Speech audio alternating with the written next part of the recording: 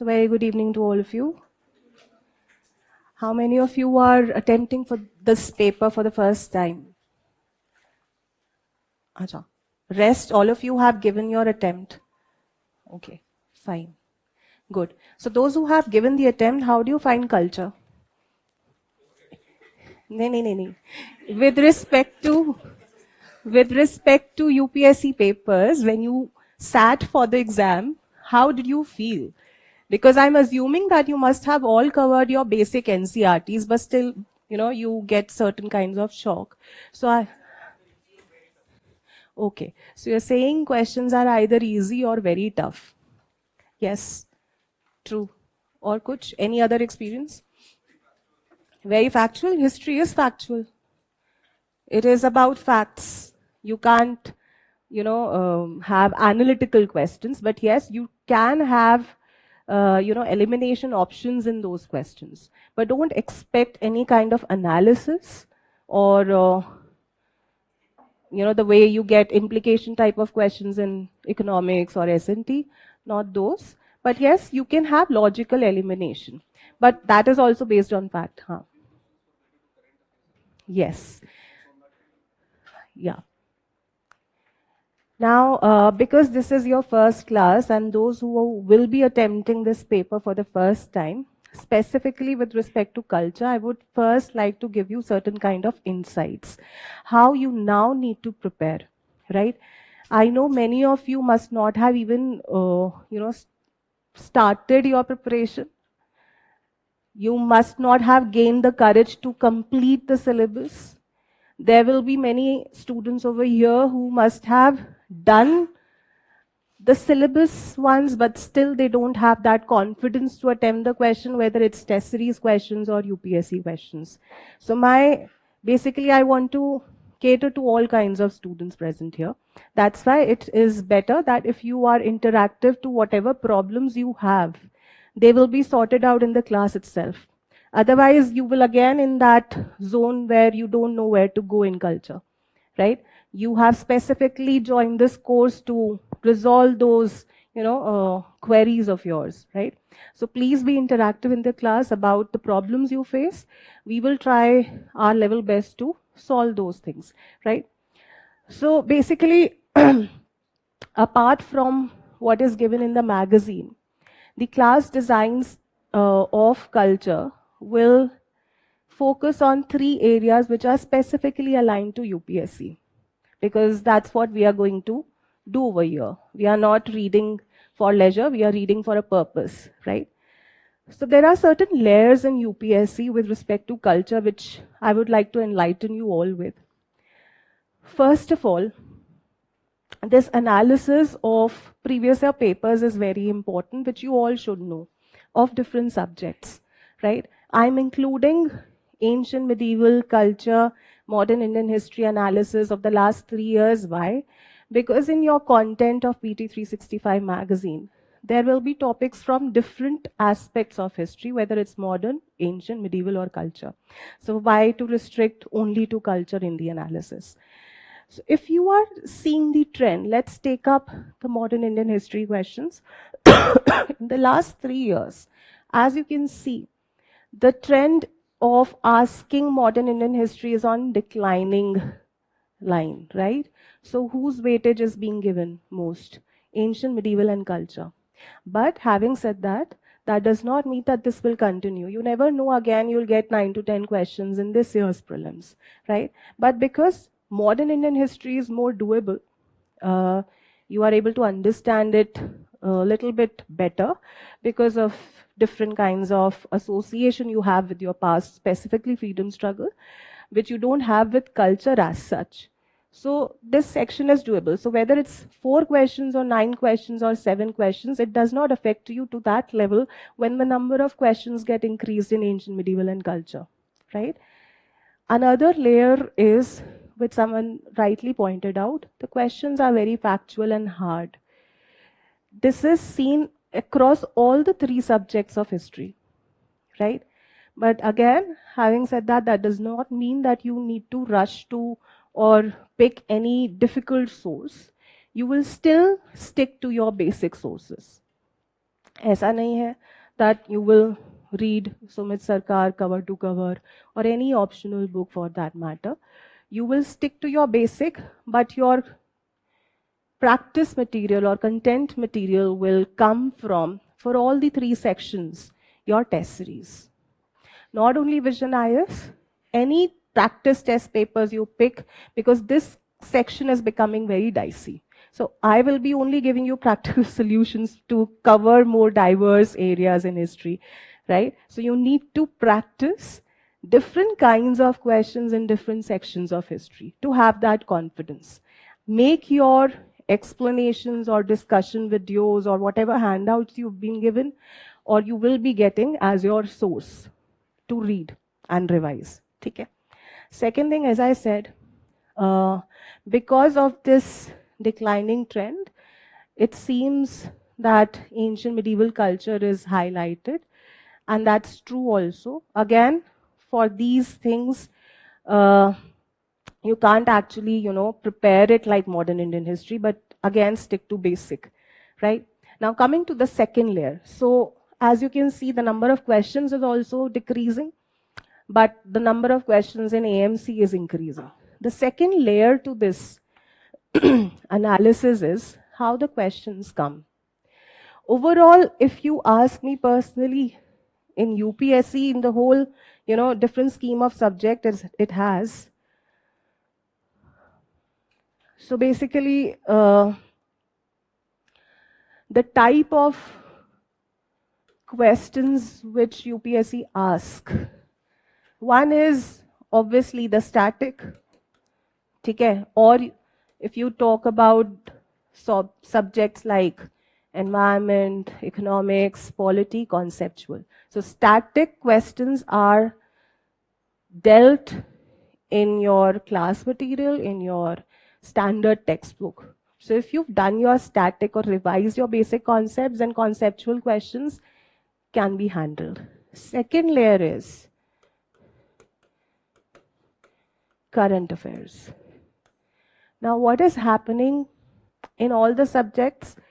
Yes, there is a link between current affairs and static. So one is core current affairs, and the other one is static plus current affairs. I hope this differentiation you are able to understand. So G20 recently happened. Hana? So if any question comes, it will be core current affairs. But if they merge G20 with any initiative of biodiversity, let's say, which has been signed in the past, then it will have both static and current affairs component, right? Third layer is general awareness. I hope this is also clear. If you've gone through previous year papers, now different general awareness questions are being asked, like what we saw last year or this year, sports. We can expect any section for that matter, like for awards also, civilian awards, Bharat Ratna, Padma Shri. These questions used to come long back. But again, they are very important still. Now, coming to this aspect in culture or history specifically,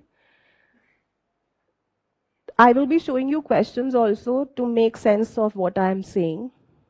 This has become very important for you all now. Why? Because you all feel that questions are coming from anywhere, right? And you can't do all the static sources also. But when it comes to current affairs or newspaper articles, 1 or 2 questions which you get, they are brownie points for you, which no one will be able to solve, the static ones which are difficult. But because of your regular reading of newspaper and current affairs, if you are able to handle those questions, you will get 1 or 2 extra points for it or marks for it, which is very important in this competition. Prelims is becoming difficult. Competition is also increasing. So you have to assess your performance relatively. If she cannot solve a static difficult question, you all will also not be able to solve the static difficult question, which has come from rather any random book, which you've never come across. But missing out on this will make your competition a bit loose with respect to others, है ना? So you have to have that thing in your mind. Secondly, you also need to be very practical with the subject. Specifically, I'm talking about culture, ancient, medieval, because it does not have too much of relevance in your mains. So you don't emphasize too much, right? So you have to again assess that what is important and what is not important. Mains में कितने questions आते हैं from culture or ancient medieval? 2, maximum 3. But to devote too much of time on this subject, you can't really miss out on paper 3, which has economics, disaster management, right? So you have to weigh your subjects also according to UPSC. Okay. So this is what I wanted to tell you before I start. So when it comes to, I'll just take 10 minutes of yours to give you an idea, and then I'll start with the topics which are there in the magazine. Because obviously you are here for to crack prelims, right? For this section, how to devote. So I'm just giving 10-15 minutes. After that, I'll take up questions and I'll start the class. So when it comes to history, this framework is very important. What to do, because you all know that this is a factual subject, and not every fact is important. There are many students over here who will be giving it for the first time or reading or covering the syllabus for the first time. You cannot remember, and you need not even understand every fact. So this is one framework in history which you need to prepare for every portion you do in ancient, medieval, and culture. So starting from time period to territory or conflicts or contemporaries, important rulers, travelers, cultural aspects, administration, economy, society. These are the areas in which questions are being asked, right? So this is very important. When you do it strategically, जैसे आपकी magazine maybe you must have seen that certain architectural features are given, then certain rulers are highlighted, right? Certain cultural aspects are highlighted. Those are the things which you have to do, right? Okay. Then newspaper reading, as I said. Now don't only, so there is a question which every year I have, that is PT365 sufficient? है ना आपके मन में question? What do you think in terms of UPSC? Is any one source sufficient? Right? When we say that you have to tackle current affairs questions in any subject, newspaper reading will always be given emphasis by UPSC. I hope most of you know the reason. Not everyone can afford coaching, है ना? So they want also in the form of questions, those aspects which are dealt in the newspapers, which you really cannot, get only in the classes. However, different, there are modules also designed by us where we give you current affairs, we give you PT365, we give you different kinds of content, but it cannot be summarized in one document, right? So newspaper reading should be a very important habit to crack this exam. And I'll show you the examples of questions which are coming, which suggest that you have to read newspaper also, along with your current affairs and PT365 material. So this was a question asked in 2019 about different architectural monuments. So the statement said white marble was used in making Buland Darwaza and Khanka at Fatehpur Sikri. Red sandstone and marble were used in making Bada Imambara and Rumi Darwaza at Lucknow. Now, all of a sudden, if you see such questions, you will think that we have to do every monument like this because they are not so frequently mentioned in the books. Yes? So this question was directly from an article, random article, nothing to do with current affairs, covered in the Hindu. And all the statements which were given in the question were from the newspaper article. Again, I'm repeating myself, nothing to do with current affairs, a random article which you get in Friday, in culture, from cultural aspect in the Hindu, right? So this is one thing which, probably he would notice and he would not notice. This is a personalized effort which different aspirants give to UPSC. Sabka, picking the fact or, understanding the relevance of fact is different. I'm not going into how many of you will remember despite of making notes of it. But what I mean to say is that probably someone will skip and someone will do it and will be able to solve the question. So newspaper is very important. Okay? Similarly, there is another layer in culture questions, schemes. Now, scheme pe direct question is not asked. That what is the scheme all about? Which ministry implements it? I'm talking about culture. Okay? So direct scheme-based questions are not asked, but pilgrimage sites, any World Heritage site, any scheme specifically launched to, conserve any monument, like for example, adopt a heritage scheme. This was in news also when it was launched, right? So when you come across certain schemes or initiatives taken by the government in the cultural aspects to conserve the monuments, etc., or any World Heritage site being included in the UNESCO list, so any site of national importance being included in the UNESCO list, those sites become important, right? So adopt a heritage scheme पे आपको क्या करना है? You have to go to the website. You have to see what all things are there, or any particular site which is coming in news. You have to cover that. So in the adopt a heritage scheme, there is a separate mention of monasteries at different places. Okay. Now again, you don't get content at one place. So if you get it from the adopt a heritage scheme, different important historical monasteries of cultural importance, obviously you have to learn them. Because a question आया था 2014 में.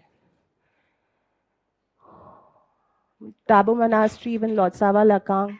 So, for tackling such questions, this scheme or this kind of initiative becomes important.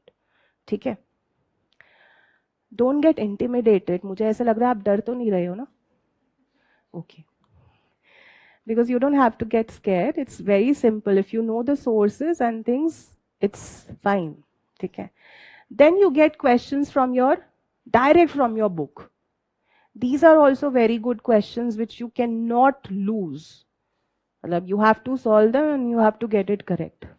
Right? जैसे इस तरीके के भी questions आते हैं. ऐसा नहीं है that questions from पता नहीं कौन से sources are being asked, but there are questions which come directly from the book. Those also aspects you have to know, right? For this, as and when we will be completing PT365 topics, how to read becomes important. Just there is a website called CCRT. You all know it, but you don't know how to do it. How to take the content from it. And I feel that many of you still don't know how to read NCRTs also for culture. And that is precisely the reason why you are not able to remember the fact. So, isliye I gave you the framework. Okay? And when you see the previous year questions, again, you have to align what is important and what is not through the questions so that you get the understanding what has to be done actually in culture or ancient medieval. Okay? Then there comes these kind of questions. Now, Ajanta and Mahabalipuram, UNESCO World Heritage Sites. So that means what is given in your UNESCO World Heritage Site, specifically of historical and cultural importance, those sites are to be done. And this is not the first time UPSC has asked anything on World Heritage Site. I think last year or this year they had asked question on Ajanta again with respect to its geography, on which river bank it is located. So that means again that any site of this credibility also you have to prepare if you actually want to target questions. Okay. Again, it would differ from person to person how much cost benefit analysis one is getting from it. See, if you don't actually have interest, you can't really mug up the facts. But if you understand the linkage of culture, which I will try my level best to give you in the class, so that you are, if not at par with modern Indian history understanding, but you will, when you will read the books now after the class, you will understand the nuances of culture. That is what my whole effort will be dedicated to in the class, to generate at least not love for it, but understanding for it, right? Okay. Then there are again such type of questions, current affairs plus static, merge. Hai. So this was a question this year that the Honorable Prime Minister inaugurated the Ramanuja statue. So they had asked not about exactly current affairs, they had asked about the main teaching of Ramanujacharya. So there is a merging of current affairs and static. Okay. So this was covered in, so these kind of things you will get in your magazine, where static and current affairs will be linked. But you can't really get the random articles given the way I showed you the first question covered in your magazine. So for that, newspaper reading is important. Similarly, Somnath Temple was in news. So there was a question asked by UPSC this year. Okay. Then there are these kind of questions, ruler based. I am showing you because the dynasties which we will cover through your content, many of you may skip reading about the rulers and their contribution. But if you don't know actually the important rulers or founders of the dynasty, again, such kind of questions, which not because of this, otherwise you can eliminate or come to the closer options.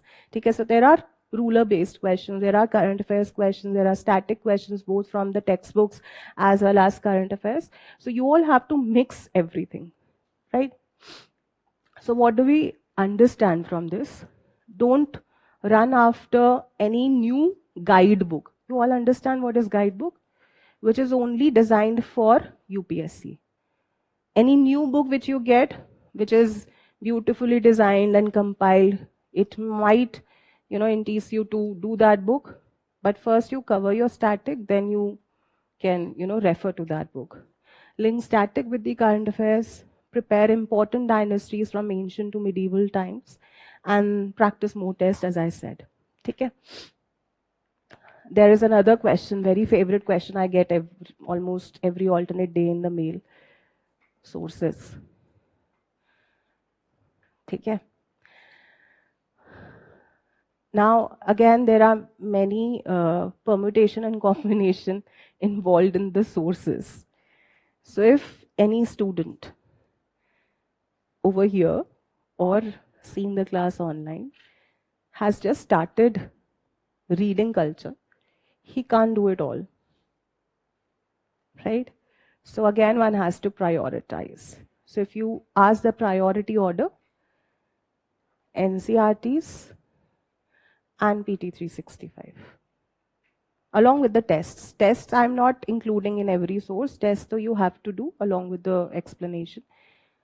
So if someone is just starting, then you're in NCRTs and PT365. Those who have been preparing for mains as well in this section and has taken class, you also need to revise your class notes. Whoever has joined. Okay? Because they are also important. You get finer nuances again in your class notes and you will be able to better revise them because you have attended the class. Okay, so this is how you have to prioritize. Now coming to the in-between sources which I told you, scheme, newspaper, UNESCO World Heritage Site, they cannot be prepared in one day.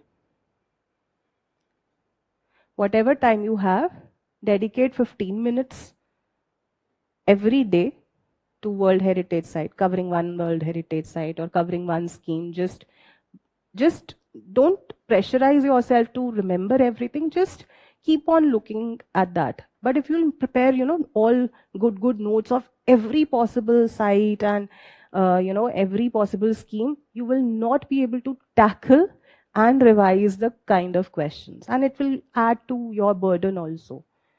Okay? So take out 15 minutes, just do CCRT, take out 15 minutes, just do your World Heritage site, only one site. Right? So like that, you can cover till whatever time you have at hand. हाँ ये भाषण तो है important. Buddhism, for Buddhism and Jainism. Now coming to, I thought I would be answering this question when I will be taking up Buddhism and Jainism in your, from your book material. Now Buddhism, Jainism is also one topic which is a favorite of UPSC. But again, it depends on cost benefit analysis. If someone is able to do it all, able to understand it all, tabhi karo. Otherwise, how far you can understand Swatrantrika, Samitya, understand it very practically. If you're not able to understand, don't devote too much time on culture. But if you're not able to understand the basic stuff in your economics or S&T or environment, you have to dedicate yourself to understand that concept. Okay? So that is how you have to prioritize things. You can't actually do everything. Despite of doing so much and too much, those who have given second, third attempt can better, understand this thing. Questions still don't come from Buddhism, Jainism from the content you do. चाहे आप L भाषण भी कर लो. मैं आपको एक और book बता देती हूँ, Upinder Singh. From there also UPSC is asking question. But how far you can do such things? So specifically design courses like TP365 or fast track course, whatever. If you get handouts for Buddhism, Jainism, or in your test series or in your class notes, only stick to that and revise and revise and revise. Don't run after books and stuff. Okay? So now coming to sculpture and architecture. Before that, any questions still left in your mind with respect to how to tackle or sources or what to do, what not to do? It's all. Yeah. At any point of time, if you feel that I'm teaching fast, I don't teach fast, I go very slow. But you can still tell me, I'll go back to that thing again. So this is the framework. Time period, expanse, contemporaries, important rulers, travelers. ये download कर सकते हैं and then you can write down. But these are the things which you have to do. These are downloadable. You can make your own notes after that. Okay, so this is done. Now coming to the topic. So I will be in today's class covering your sculpture and architecture and the second topic, paintings and craft. Right? Now, very important thing which will help you to understand and appreciate culture is now what I'm going to tell you. Right? So I showed you in the beginning a framework. And now I'm telling you how to actually prepare culture from UPSC or for UPSC perspective, right? So when we are taking up architecture,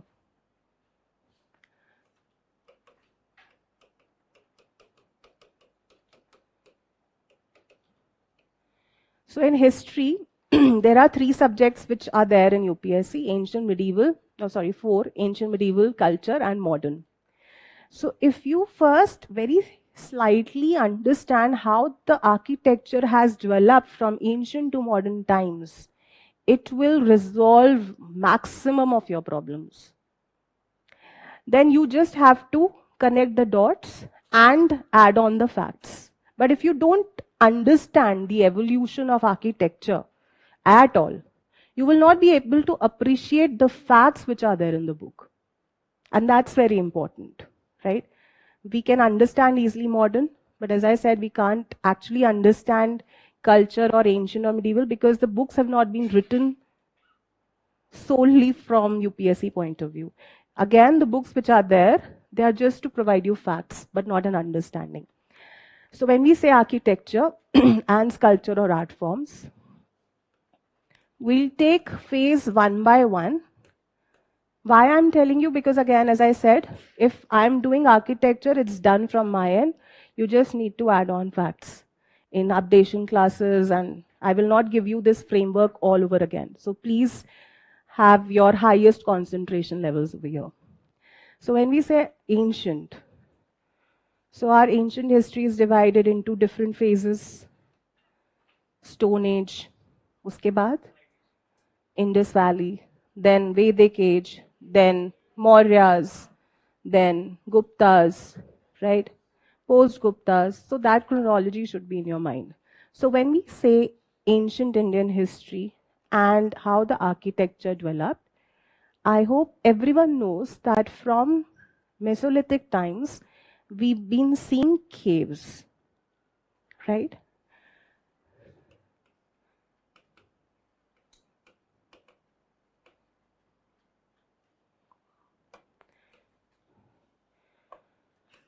So when we talk about Stone Age, we have caves. So one is natural caves like Bhimbetka. No one has constructed it. But then there are, caves which were dedicated or specially constructed. Specifically, I'm not talking about Stone Age, I'm talking about Mauryas or Ashokan period, where caves were given to Ajivikas or monks or Buddhist monks or Jain monks. Okay? So one is natural cave and then the other one is specifically constructed as dwelling places or pilgrimage site to be given to Buddhist and Jain monks. Okay? So first of all, the first architectural development which we see is through caves. But in the Stone Age, it's natural caves. Okay? Then Indus Valley civilization, what buildings and structures do we see? We see granaries, we see great bath, we see citadel, we see, house complex, proper house being made where you had kitchen, where you had drainage, everything, right? Town planning was again a key feature of Indus Valley civilization. So what kind of structures in architecture you see? These structures. Okay. Then why in Rig Vedic age we do not have too much of evidence of structures?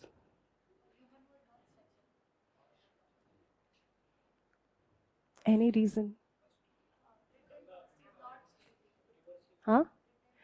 Yeah, too much of written evidences are not there. We have more emphasis from Vedic life, whether it's Rig Vedic age or later Vedic age, more emphasis given on society and religion. Okay? So we actually do not see any development of, any specific architecture. There may be temples, but we are not sure of the name or, the time period or who constructed it. Okay? So this has very little stake, or you can say no stake in the architectural development. So directly we jump to Mauryan age or rise of Buddhism and Jainism, right? So what do we see with the rise of Buddhism and Jainism and Mauryas? We see again caves, chaityas, viharas, stupas, even temples. Not again what we see in Nagara style or very early temples in the caves itself. A kind of a just idol, not structures. Structural temples nahi the yahan par, right? But we do have references of any idol or stone being placed, which we can call it as a place of worship. ठीक है? Temple हटा देती हूँ, कहीं confusion ना हो. Places of worship. ठीक है?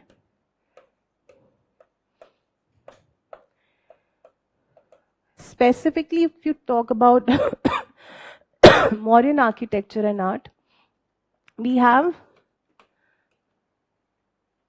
court art and popular art, ठीक है, वो दिया हुआ है, you all know. Basically, the difference is that in popular art you have more sculptures, etc.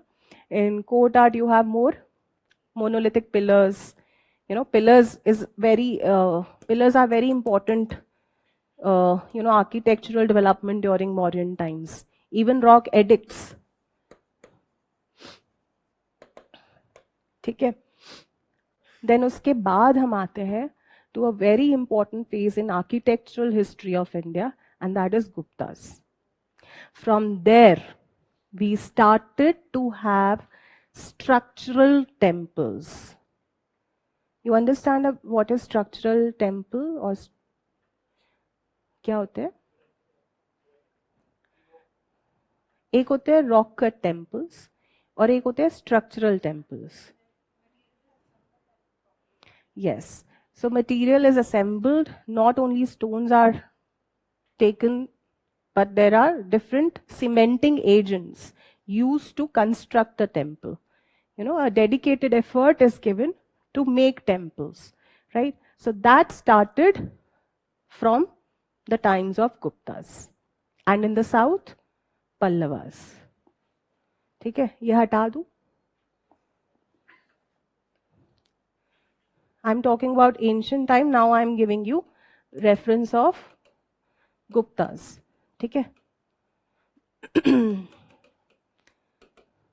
Structural temples. Now from here we understand the different styles of temple making or temple architecture. So Guptas had Nagara. Simultaneously I'm talking about South Indian temples. It started from Pallavas, right? Now the merging of Nagara and Dravida styles gave rise to Vesara style of temple architecture, which was patronized by Chalukyas. ठीक है. Now there is a topic called Odishan or Kalinga style of temple architecture in your material. In which temple style it will be classified? Very good. ठीक है, ये बहुत important है clear होने के लिए. और Kalinga style of temples. So you have Hoysalas and Kalinga style. ठीक है. उसके बाद क्या हुआ? In architecture, so when we talk about Mauryas, after them there were post-Mauryan developments, जैसे Kushans, Nandas, है ना, Indo-Greeks. So there you have which kind of development? You have three schools of art: Mathura, Gandhar, and Nalanda. क्या? Amravati, right? So because that's not part of architecture per se, but art and sculpture, that's why I skipped it, just to join the chronology. I'm letting you know that after Mauryan art, you see different schools of art in that phase, right? And then you have Guptas. उसके बाद क्या हुआ? Temples used to become the main, or they were the main architectural features till the medieval times. ठीक है. So when we enter into medieval Indian phase, again with the rise of imperial Cholas, temple making activities were on rise, but water canal or canal systems or other medieval storage systems were also highlighted. Now we are coming to medieval Indian structures. So one is temples. Then there are other medieval storage or water conservation structures.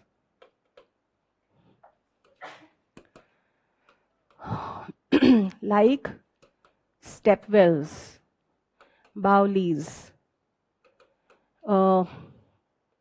canal system. जैसे राजपूत के time पे there were stepwells, Balis, right?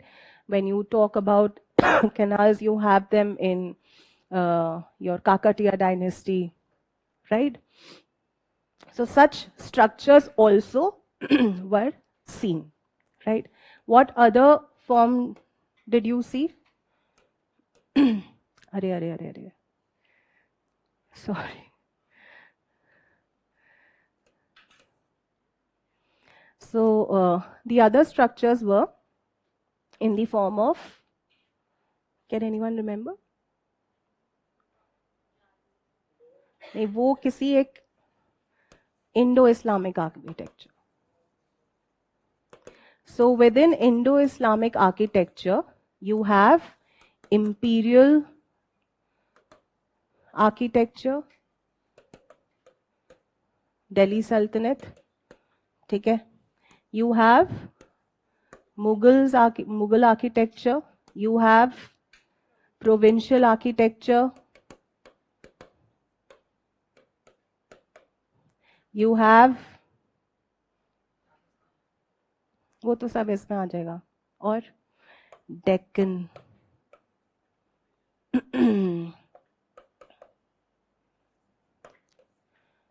Golconda, Bijapur.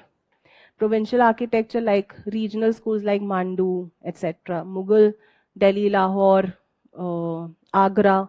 You know, you have forts, you have structures, right? In imperial architecture, you have arch and dome, pillars, minars. So they became the different architectural features during this time period in medieval times. Okay. Other than temples, these were the structures. Now coming to modern times.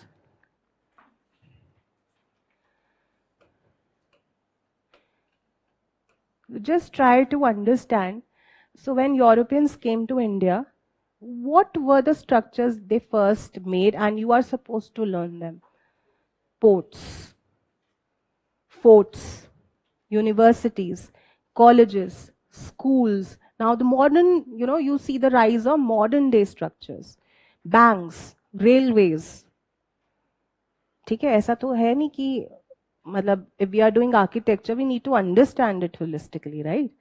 So forts, ports, factories, universities, schools, railways, banks, etc.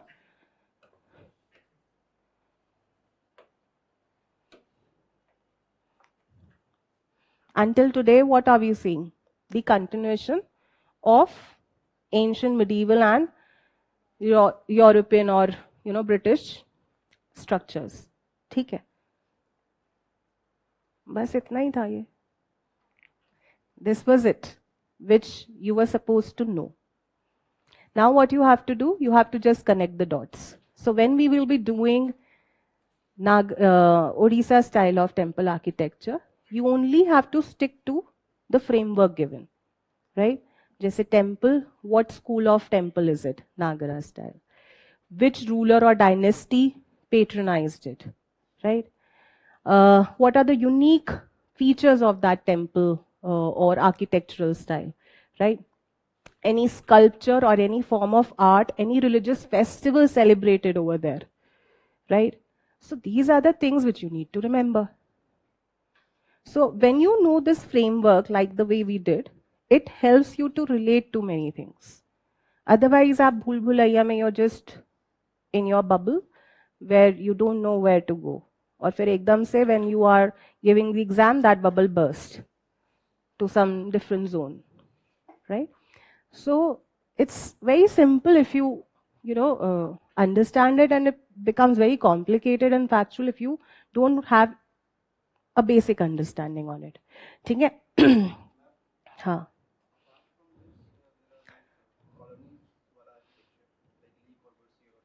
अच्छा हाँ, वो तो मैं बताना भूल ही गई. Sorry. Yes. So there were three. When you talk about these structures 30, 40, 50 years before, you have three schools. like Chhatrapati Shivaji Terminal, right? Our railway stations or any church, right? So we have three schools for those structures. One is neoclassical, neo-Gothic, and Indo-Saracenic. Okay. I'm assuming that in your updation classes, you may get some or the other content in current affairs, and then I'll explain you in detail. But this is how the whole chronology goes. Thank you for reminding me. So this was also modern structures in the form of railways, church, buildings like Connaught Place, right, which are inspired from one of these styles. Okay, that's it. So let's come to the topic now.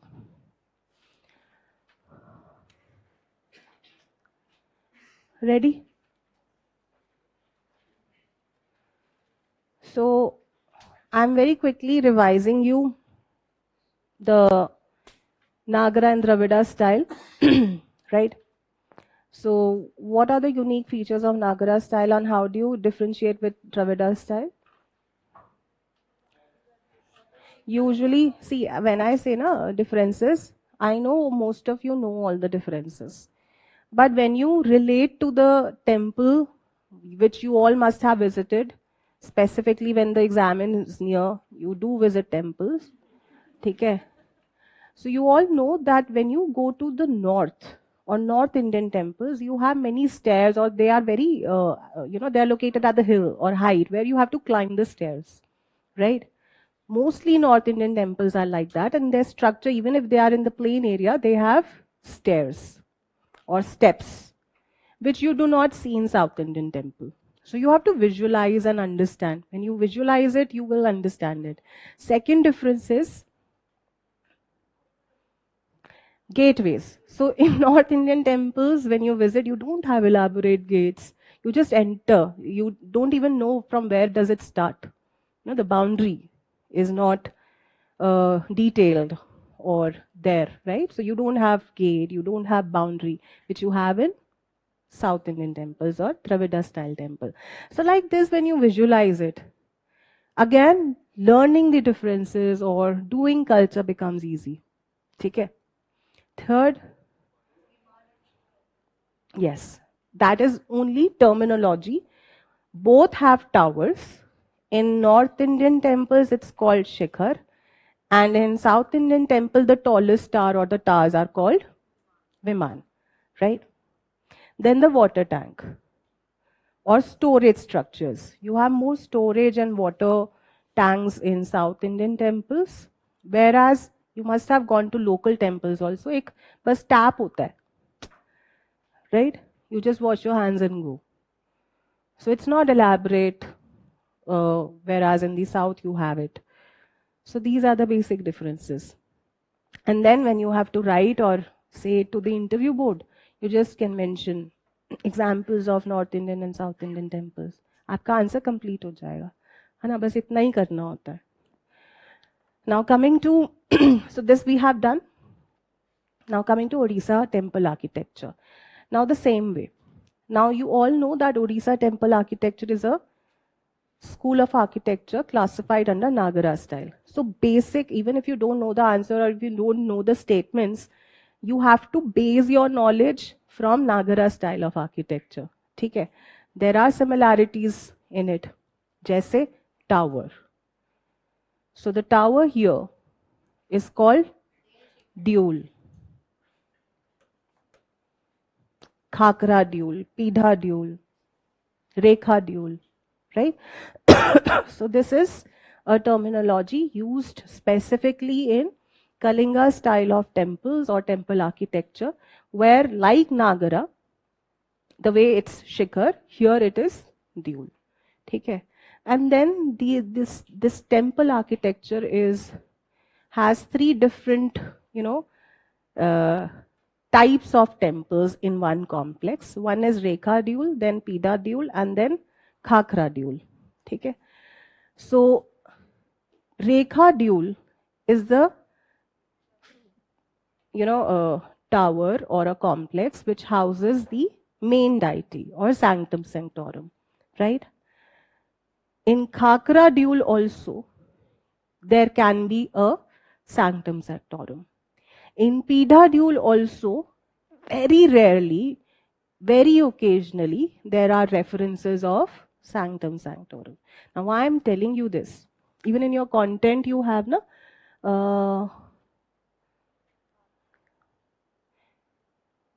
Rekha dual and Khakra dual houses sanctum sanctorum. What is sanctum sanctorum? Which has the main deity in it. ठीक है, जहां पर पूजा होती है, right?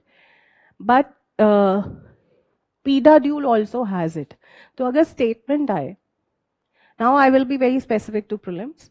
So if statement comes that, you know, sanctum sanctorum is only found in Rekha dual, it will be wrong.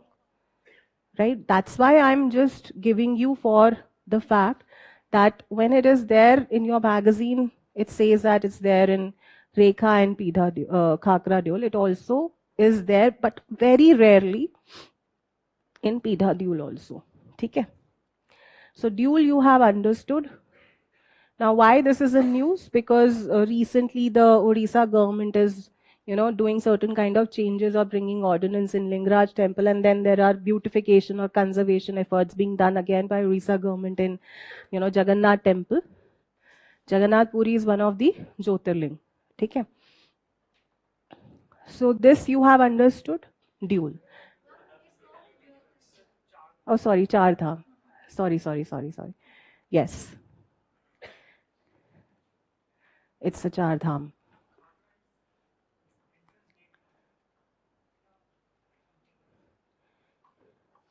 देखो मैं बताती हूँ ये फर्स्ट 3 है you enter from Khakra dual in Odisha and you go back to Rekha dual. So Khakra dual is the entrance place. Also in Khakra and Pida dual, you have, you know, Jagmohan or assembly hall or Natya Mandir, you know, where, you know, people used to collect together and perform. Or, you know, वैसे भी if you go to a temple, there is a space in Nagara style, it is called Antaral or vestibule. So people collect there, and then you have the sanctum sanctorum. Similarly, you have entry from here, and then you have sanctum sanctorum.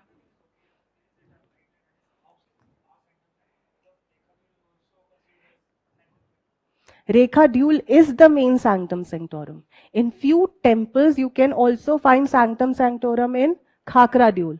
In some temples, you may also find in Pida dual. That's what I'm saying. अब वो कुछ temples ऐसे होंगे ना, उड़ीसा के सारे temples आपने visit कर लिए? अच्छा, ठीक है. See examples I don't know, but this fact has been taken from ओडिसन you know government document.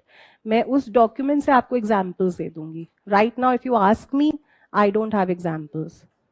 This you know, when I saw it in the content also that Khakra dual and Rekha dual has it, I was also confused and I searched it. I also found in Pida dual. हाँ, but यहाँ पर भी है. ठीक है. ये question नहीं आएगा that which has sanctum sanctorum in Khakra dual or which temple has, but you should know that it can be found in some temples in all the 3 duals. ठीक है. Now coming to another important thing is this fact. So अगर ये direct statement आता है that Kalinga temples, mostly Kalinga temples falls in the Rekha category. That means that mainly sanctum sanctorum is in Rekha dual, right? Then few temples also are dedicated to Devi. So when we say that Khakra style temples, they are dedicated to Devi, that means you have a Devi image in Khakra dual as well. So partly what your question was is answered, that yes, you have references of, you know, sanctum sanctorum also in Khakra dual, right? Pida dual is usually used for Jagmohans, but not for the main dual, but as I said, rarely, very occasionally, you have sanctum sanctorum also there. Again, this fact is being taken from a very credible government website, from from which UPSC also makes questions. It's not as if I'm taking it from some random book. That's why it was important that if a statement comes that only sanctum sanctorum is found in Rekha dual, then it will be completely wrong, right? Then Orison or this Rekha dual, or this structure, is usually taken from the human body parts or named after human body parts. So Pabhag is this portion, which is your foot, right? Then Janga is this one. Then trunk or Gandhi is this one, right? Then Mastak and Khapuri are these ones, right? This is more for mains point of view, but again, you never know that there are, very random statements being given. So there can be a statement given by UPSC that, parts of Orison style have been conceptualized or inspired from the human body, right? So this also from prelims point you should know, right?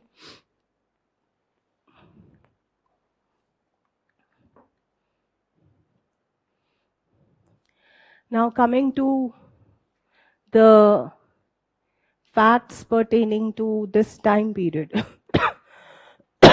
or Kalinga dynasty.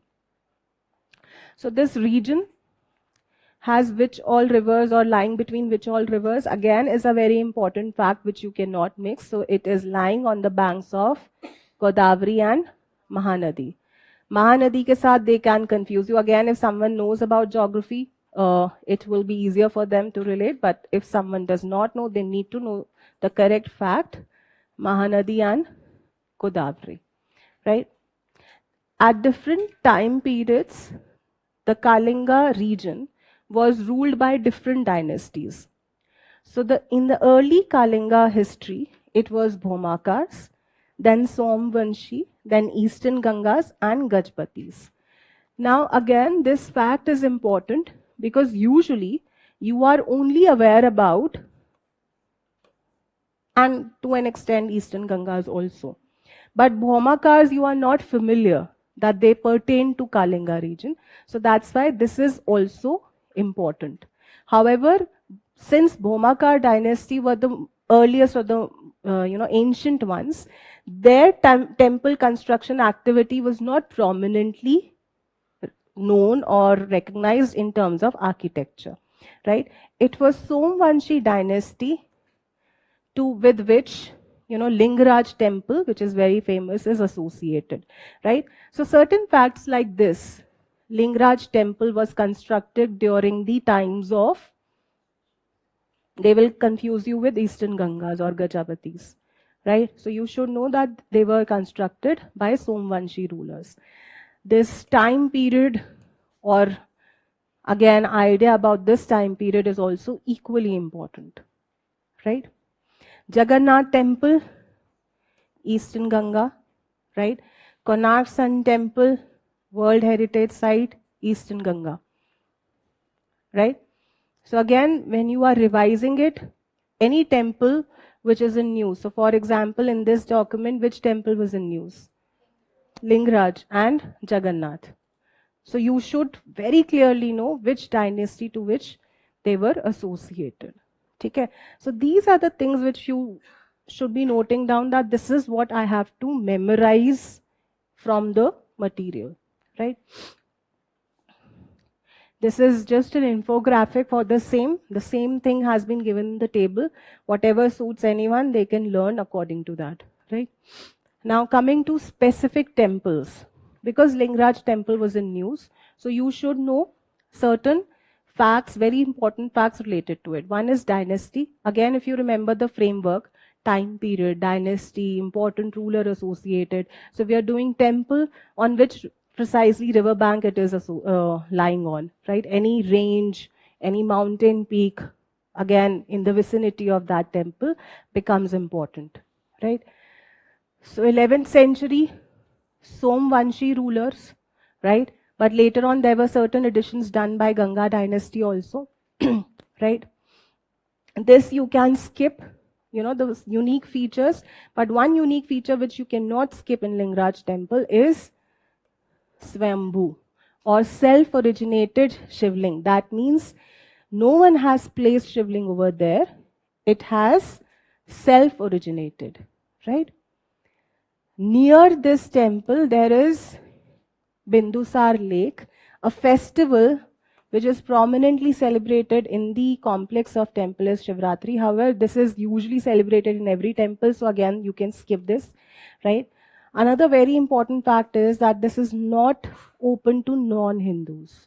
Non-Hindus cannot enter the temple, main temple. They can obviously view it from a platform, and this platform, which was constructed for the non-Hindus to see the temple, was done by Lord Curzon, right? So these are the 2-3 things which you have to highlight in your content. The time period, the dynasty, Swambhu, Lord Curzon, non-Hindus, Bindusar Lake. ठीक है, Bindusagar lake. अब आते हैं इस practice question पे. Lingaraj temple, it was built by Ganga dynasty rulers. Temple signifies a syncretization of both Shaivism and Vaishnavism sects in Odisha. Third, the temple compound is not open to non-Hindus. One eliminate kar do.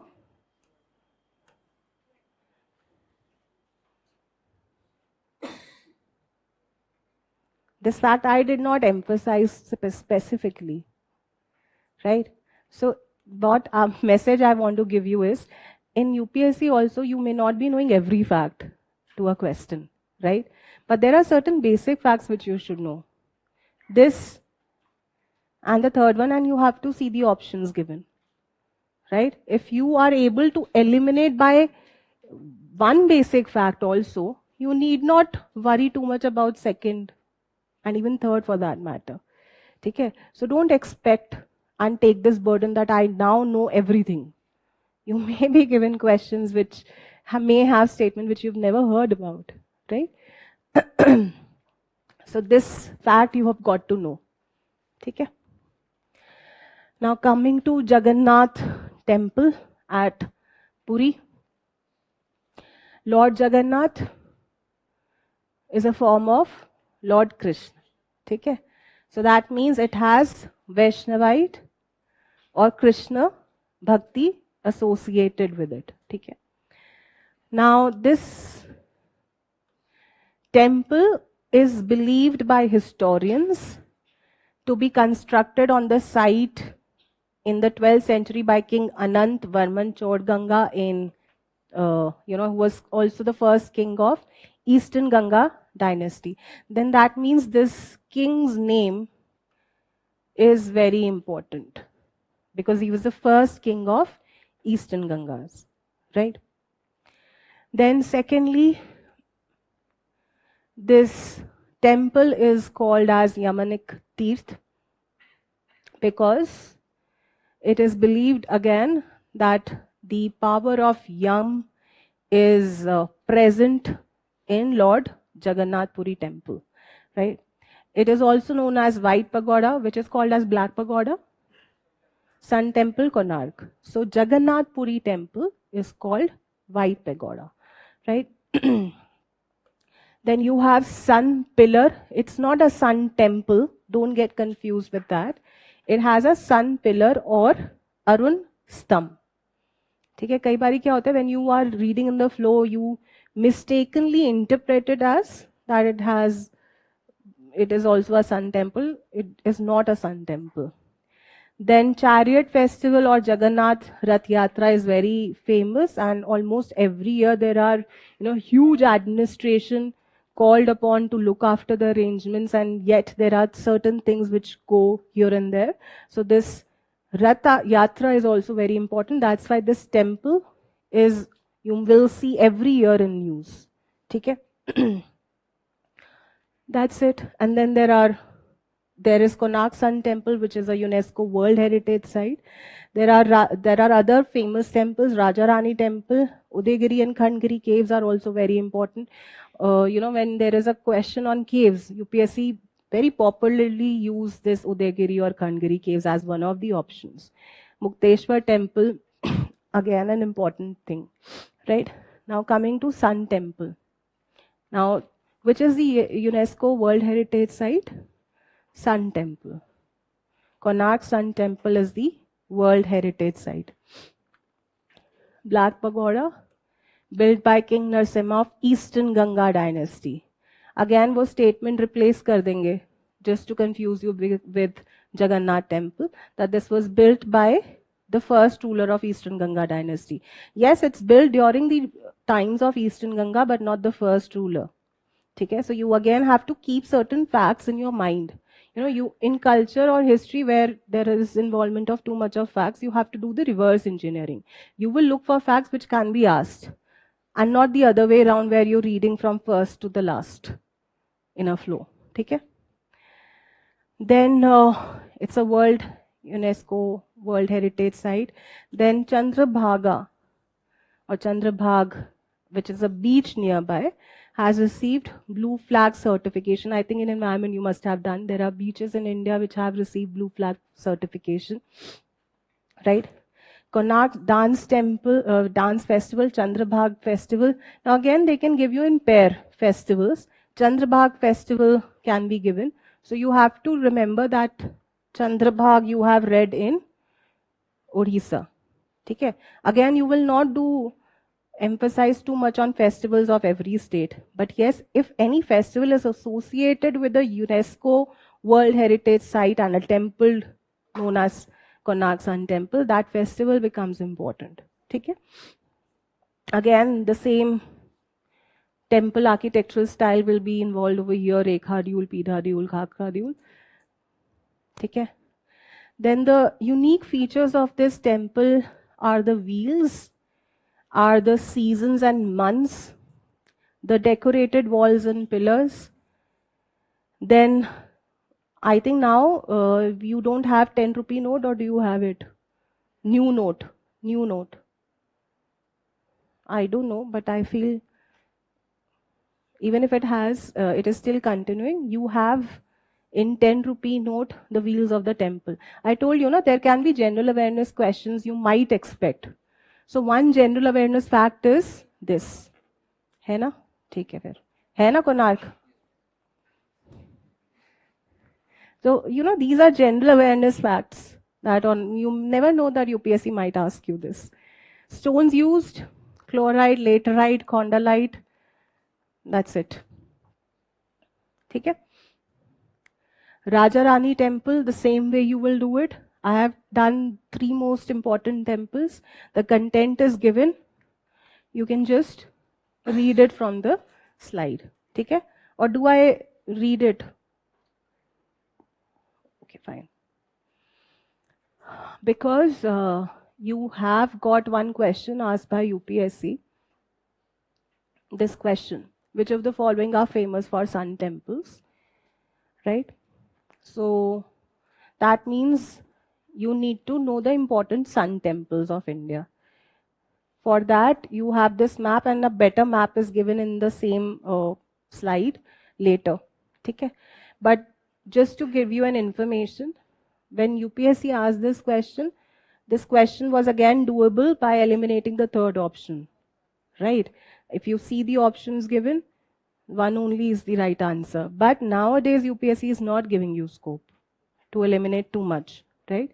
So that means you have to do these type of questions regularly, also different forms. So for example, different important sun temples might be given in your test series, right? So you may get a question like this, that, arrange the temples from north to south. So if someone knows that Martand is in Jammu and Kashmir, right?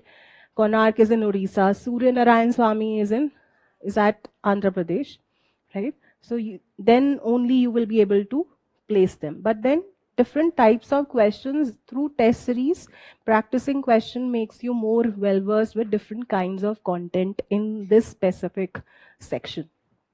ठीक है. Then this Asurgarh settlement is also was also in news, and it is again in Odisha. There were the major findings which were found out during the excavation of Asurgarh settlement. Now this is a fortified settlement belonging to 9th century AD. Right. So these were the major findings found. Again, this does not pertain too much from prelims point of view, but you should know that Asurgarh fort settlement is in Odisha. Okay. Now coming to Hoysala temples. Hoysala is Vesara style. What are the characteristics of Vesara style of temple architecture? हाँ, एक तो ये हो गया. But what are the unique features?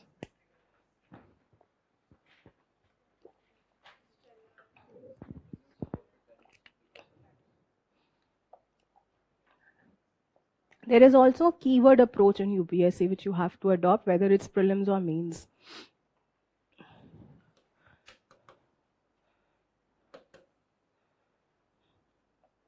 ठीक है. What is this plan all about? It has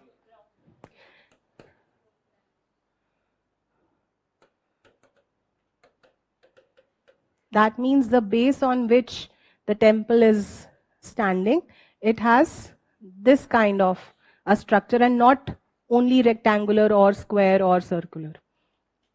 ठीक है. So it has stellate plan, right? Again, this is a World Heritage Site. शायद ना कोई AC बंद हुआ है. Suffocation हो रही है बहुत.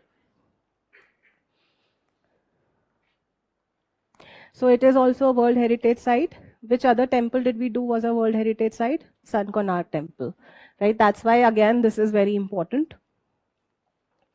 So stellate plan like this. It has carvings or sculptures elaborately done, right? Specifically themes which are used are Ramayana, Mahabharata, etc. Large hall for mandap. Nandi Pavilion is also a unique feature of Hoysala temples. Nandi Pavilion. ये सब keywords हैं which will help you in mains. ठीक है. कहानी तो आप लिख लोगे about Nagara style, but that it is a blend of Nagara and Dravida. But there are certain unique features which you need to know. Viman is simple from inside and lavishly decorated from outside. Themes. That means you see reference or blend of which all faiths in Hoysala temples? Shaivism, Vaishnavism and Shakti. ठीक है. And Jainism too, yes. ठीक है. So this is also one of the important facts. Material used. Soapstone, very very important. वो granite दे देंगे. Time period 10 to 14th century. ठीक है. Now, mostly we have covered these characteristics. First of all, stellate plan, carvings, mostly, elaborately decorated from outside, but inside it is simply decorated. Then it is a hybrid style. Nandi Pavilion, I told you, right? Blend of Shaivism, Vaishnavism, Shakti and Jainism. Very important temples are Keshav temple at Bellur, Helibet temples and temple at Somnathpuram, right? Now in the table, I think this is given in your content also. है ना? बहुत beautifully they have covered it. Again, first statement can be like this, that Chenna Keshava temple is a Trikut temple. So it's not a Trikut temple, it is Ekkut. Right? So what is Kut or Ekkut, Dvikut, Trikut? Mainly that suggests that there are three gods to which this temple is dedicated, or number of gods to which this temple is dedicated. So Ekkut, Chennakeshwar temple is Ekkut and is dedicated to Vaishnavism. Hoysaleshwar temple at Helibedu is dedicated to Shiva and King Vishnuvardhan, right? Keshava temple is dedicated to Krishna in 3 forms, right?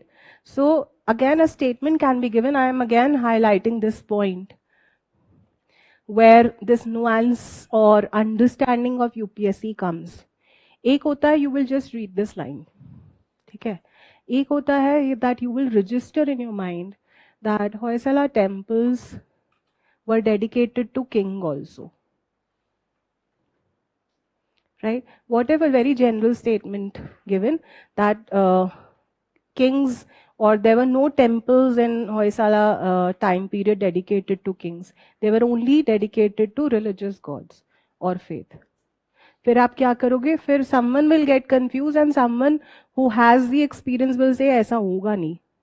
And they will in fluke mark that statement wrong, but not factually they know the correct answer. You're understanding what I'm saying? This is what is important. You have to do such things in polity also. You know, there are certain things given and you have to learn or understand it in a very reverse manner. ठीक है? हाँ, बताओ. हाँ, dedicated shrines. हाँ.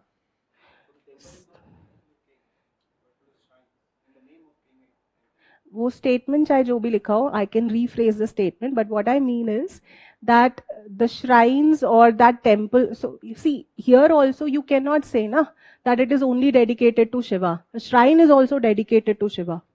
It all depends on how UPSC is framing the statement. You never know that UPSC is writing like this.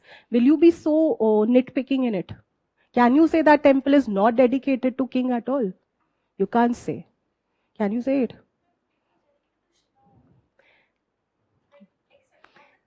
Yeah. But what if the line is written like this, that no temple in Hoysala dynasty was dedicated to king? Whether you say that temple is dedicated or shrine in that temple is dedicated, it means the same in the eyes of UPSC. If this is the statement, can you mark it wrong on the fact that it is the shrine is dedicated and not the temple? Bhai, shrine bhi to temple mein hai. It's not nowhere somewhere else. So temple is dedicated to king. That means that king is being worshipped as God. Right? Now, if a king, another fact, how to remember such things or give importance, if a king is dedicated or is, a temple is dedicated to a king or being worshipped as God, that means that king also has to be prepared. That what did he do? उसने ऐसा क्या किया था that he was revered or worshipped as God? Again, there are many aspirants or students who say that we don't know which king to do. King having cultural importance, king of such demeanor has to be prepared. Okay? Similarly, who commissioned it, who built it, nicely given. This is very important. Again, everything is important here. But this fact is very important. Water body or any physiographic division nearby. So, Chennakeshwar temple is built on the banks of Yakchi river. Again, geography mein aa gaya Yakchi river. You may not have heard it. But through this material, you may know that, okay, Yakchi I did in Hoysala Empire. So, primarily it will be in that side or region. Right? So, this is how you have to, interlink your content. You may not be specifically reading it in ancient India book, ancient river names, right? You have been given Yakchi, you Google it, which river is called Yakchi, right? Or is it the modern name of that river? Have you come across this river's name? No, generally. On the map, are you able to locate it? Like Godavari, Krishna. So that ways, these are the things which you need to practice. So there are, yes, that's what I'm telling you. And I'm just deviating from the topic, but this thing which I'm telling you is very important to be told specifically at this point of time. when you get collected to some nearby bookshop or tea stall. So there are these messenger of God who come to you. There are many messengers of God. You may be one, she may be one. Everyone thinks that they are messengers of God and they know what will come, or what is to be done and how it is to be done, and what is the key to crack this exam. Okay. So my request to all the messengers of God and those who listen to those messengers of God, please stay away from them at this point of time. Okay, why I'm saying so? Because no one actually knows what is the strategy to clear the exam. But if you listen to all the topper talks, there is one thing common which every topper say: NCRTs. आपको लगता है सिर्फ NCRT से हो रहा है? Tell me that. किससे हो रहा है वो? These habits of learning, de-learning, relearning and unlearning of things. How to learn, how to read, how to assess what is important. And that comes only through UPSC papers and experience. I do not wish for you that you get experience the other way around, that there are many attempts you're giving and then you are having this enlightenment. But if you actually want to know that what to read, which fact is important, how it is to be done, you have to go through previous year papers again at least 15 minutes every day. Your mind will open. Ultimately, you have to crack this prelims, right? Even those who clear this exam, they also don't know and are very sure what will PT be like in the year they would have given, right? So they would have also gone through this anxiety, nervousness, pressure. But what they are very sure of is that they have practiced many papers and they know which statement will be wrong, which statement will be worded in a way that this will be wrong. Right? So these are again practical things which you need to learn with time and in classes. Okay? Now coming to basic facts regarding Hoysala Empire. First of all, region, Karnataka, time period 11th to 14th century. Their capital was Bellur and Helebidu, both were the capitals, right? They remarkably contributed to the growth of Kannada and Sanskrit literature.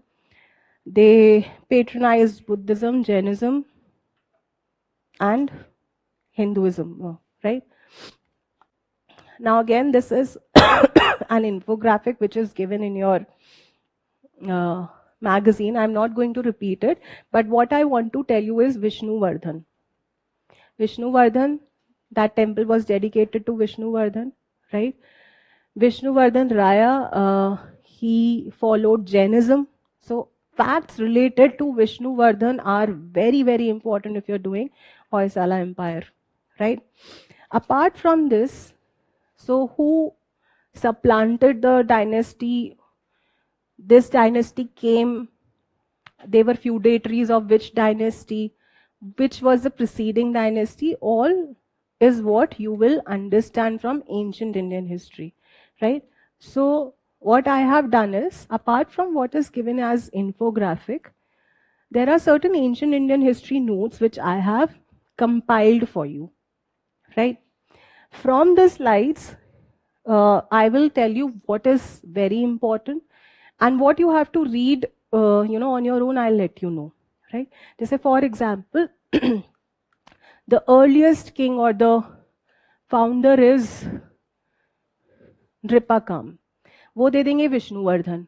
You must have only known Vishnuvardhan, so you may mark it, right? So the earliest or the founder or the last one has to be done for every dynasty which you read.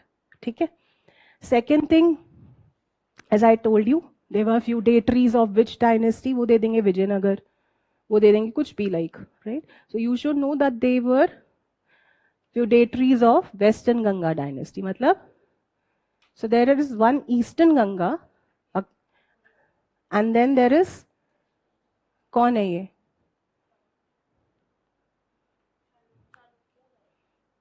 पक्का? Again, a tip which I'm giving it to you. See, when I used to also do my preparation, which was long back, how much back? 2007.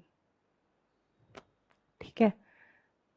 So long back, when I was like you, I used to read everything without questioning it, without having curiosity, because उस time पे तो vision नहीं था, उस time पे कुछ भी नहीं था. Laptops भी, they were not so frequent, right? मतलब 2007 way back. So 13 कितने years? 16 years. लगता नहीं होगा. 16 years I have seen UPSC papers. And one thing, that's why I'm telling you out of my experience. Stick to basic and learn like this, the way I'm teaching you. If I would have been a fresher, I would have read it like this. Okay, there were feudatories of Western Ganga dynasty. That's it. I would not have, because tab to internet bhi, it was not so, frequently used, or not everyone used to have internet connections also. हमें तो ये भी नहीं पता होता result कब आना है. We used to go to UPSC building. ठीक है, वहां से कुछ किसी एक आधे को पता चल जाता था. We used to visit every second day or the other to know whether prelims result has come or not. ठीक है, so it was very old pattern. So I never used to inquire. And I am very sure there are many aspirants like me who are doing the same thing still. Just reading it for reading it. Not reading it to clear it. There is a difference. If you are reading it to clear it, you know everything. If you're just reading it, कि हाँ एक ritual है, सुबह 9 to 10 ये करना है. You know, you must have distributed time slots. Ki 9 to 10, I'll give it to TP365 or monthly current affairs magazine. So just reading it mindlessly, they will get stuck in somewhere. So when I'm asking you question, no, I mean it. I'm not asking it just to show off or intimidate you or create fear in you. These are the ways in which you will correct your reading habit. How you have to read for UPSC. ठीक है? So ये पता कर कर आना. Western Gangas. अगर आप उसके आगे की लाइन पढ़ रहे हो, it says Western Ganga dynasty and is known to have indulged in futile wars against the Cholas. That means the Hoysala kings used to have wars with Cholas also. Again, this is an important fact to relate how, you know, wars or conflicts or disputes used to happen among Hoysalas and other dynasties, right? Then Vinay Dutt was another ruler who was a feudatory of Chalukyas of Kalyani.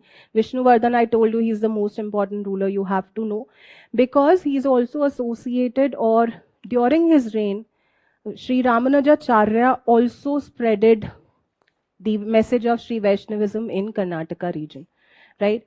There are questions where you get contemporaries, king and contemporary of which philosopher. So, वो दे देंगे आदि Shankaracharya. So, Vishnuvardhan was contemporary, or Sri Ramanujacharya was contemporary to Vishnuvardhan. ठीक है?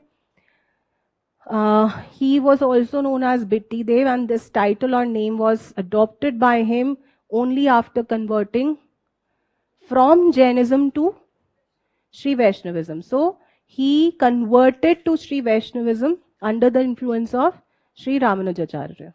Okay? So again, I think this fact is not given in your magazine. है ना? हाँ, ये भी नहीं दिया होगा, but that's what I have done it for you.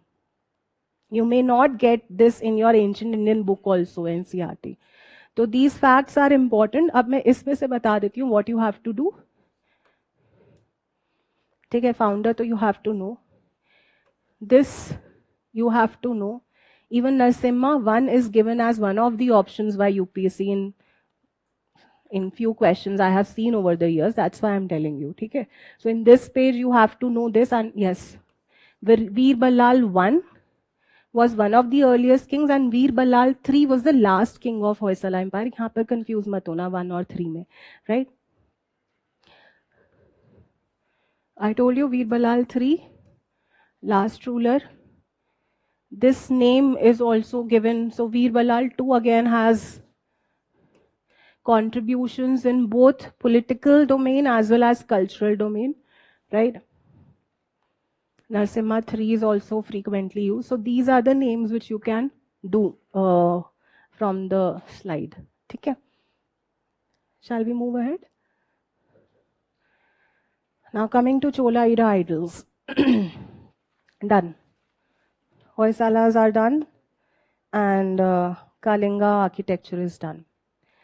Now coming to Chola era idols. Now this topic is again important. Why? Because of one movie. Which is that movie? PS1.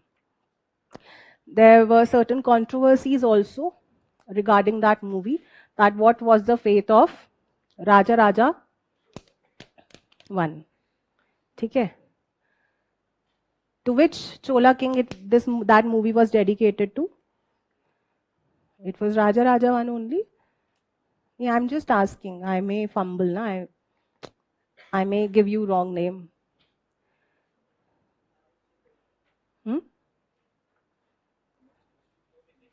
Movie देखी आपने? समझ आई? Who has seen that movie? See, I was very interested to see that movie, but you know, there was some other name which was frequently mentioned in the movie. What was that name of the Chola king? Huh? Ponniyin Selvan. Huh. So I was not able to relate that. Who is Ponniyin Selvan? Because in history books we don't casually read that name. In your NCRTs there is no mention of that name. So bar wo aata tha, I got confused. Otherwise, you know, such history movies or documentaries, you should see it just to relate with that time period and how things were. But there was also controversy around it. Now, why I'm mentioning this again, that there was a controversy, because of late, this year, we have seen many controversies around history. One is this movie.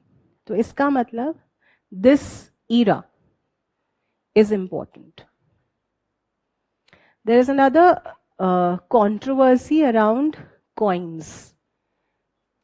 Whether coins should have goddesses' image on it, whether notes should have goddesses' image on it, right? So currency is also one topic. That means when you're doing ancient Indian history, coinage history of India, there is a fact which is frequently mentioned. Indo-Greeks were the first one to issue gold coins. Largest number of gold coins were issued by Guptas. Okay, so this coinage history is also another topic which might be asked, because it has attracted a lot of controversy. And I think in your content there is a topic on currency as well, I think. So what I mean to say is, when you will be revising Chola history, you have to pay special attention to it. Now, why this was in news? Because Tamil Nadu submitted documents to the US to get back the Chola era bronze idols. Okay. Now, Chola bronze idols in the sculpture topic also is important.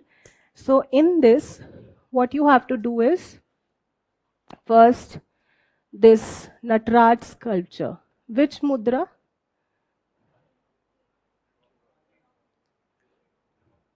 Pakka? This question has been asked by UPSC also. Tribang? There is also mention of Abhay mudra, that the lower right hand is in Abhay mudra. Abhay mudra, I think, has also been asked by UPSC in Buddhism question. Some question on Buddhism or Buddha's mudra was asked. Okay. There is another mudra. Acha, haan, Bhumi Sparsh was asked. There is also one mudra which is mentioned in your NCRT. In Bodhisattva to पूछा था, but she was right that Bhumi Sparsh mudra पूछा था, not Abhay mudra. There is another mudra which is mentioned in your NCRT book, Introduction to Indian Art Part 1. Achman mudra. No. I'll tell you the exact name. It is a mudra depicted by Lord Shiva. Okay. Achman mudra karkar hai. Exact name I'll tell you. It's mentioned in your NCRT also. So there are certain mudras which you will do. जैसे कोई mudra is mentioned in your content, you will do. Tribang posture. Tribang is also associated with one of the classical dances of India. Odissi classical dance. Okay? So such facts is what you will do. So when we do Chola era idols or Chola bronze sculpture, Nataraj sculpture is the most prominent one. So here Lord Shiva is the presiding deity, and you should know the purpose behind that mudra. Again, you never know or purpose behind that posture why UPSC can ask this kind of question. Achman mudra na? Ha. So basically, these are the things which you cannot skip. These are the ideas or the message this idol is giving you or sculpture is giving you. So, sounds of creation, destroyer of universe, a gesture that allays fear, and apasmar purush, illusion which leads to mankind astray, refuge for the troubled soul. कोई भी theme दे देंगे. There are questions on themes also. I showed you one question.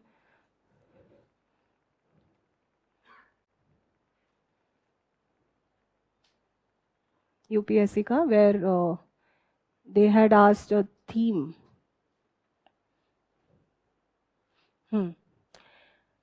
Famous work of sculpture and site. So Ajanta, a grand image of Buddha's Mahaparinirvan with numerous celestial musicians. Similarly, they can give you Nataraj sculpture and any theme, right? So you should know what messages that posture or that Nataraj sculpture is giving. Okay? Jaise allay fear, troubled soul ko relieve karta hai, right? What else was there? Illusion, something. By the way, this you all have to learn, okay? I can't help it. मेरा तो हो गया जो होना था.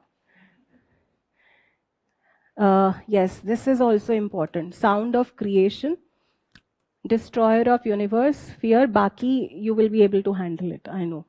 Itna bhi idea hoga, you will be able to relate what theme or message it is giving. Then, lost wax casting technique.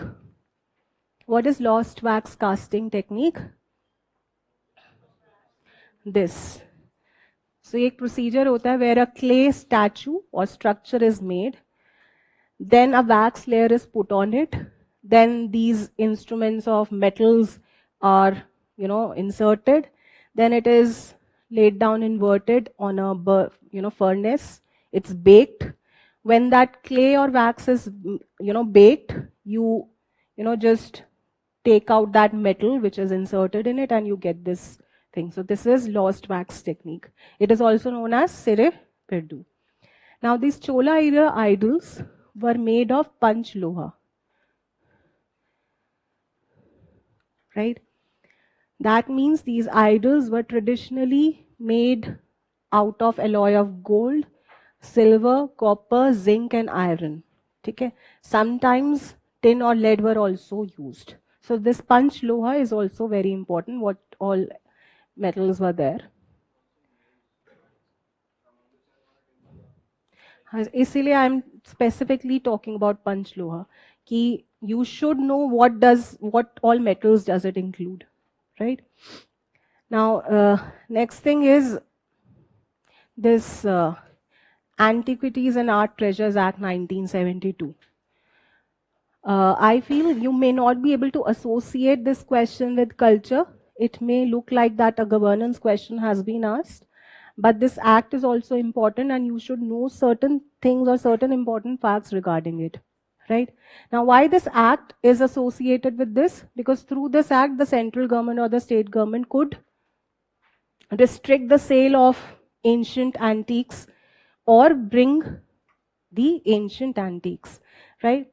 So Antiques and Art Treasure Act makes export of ancient antiques without attracting any criminal offense. Okay? There is this mutual legal assistance treaty also in criminal matters, which is signed between India and US that allows assistance on such matters. इसीलिए the state government had submitted the documents to the US government under this treaty to get back the Chola bronze idols, right? Now, what is this act all about? Because it regulates the export, that means it regulates the export trade in antiques and treasures. It also prevents smuggling of and fraudulent dealings in such, items.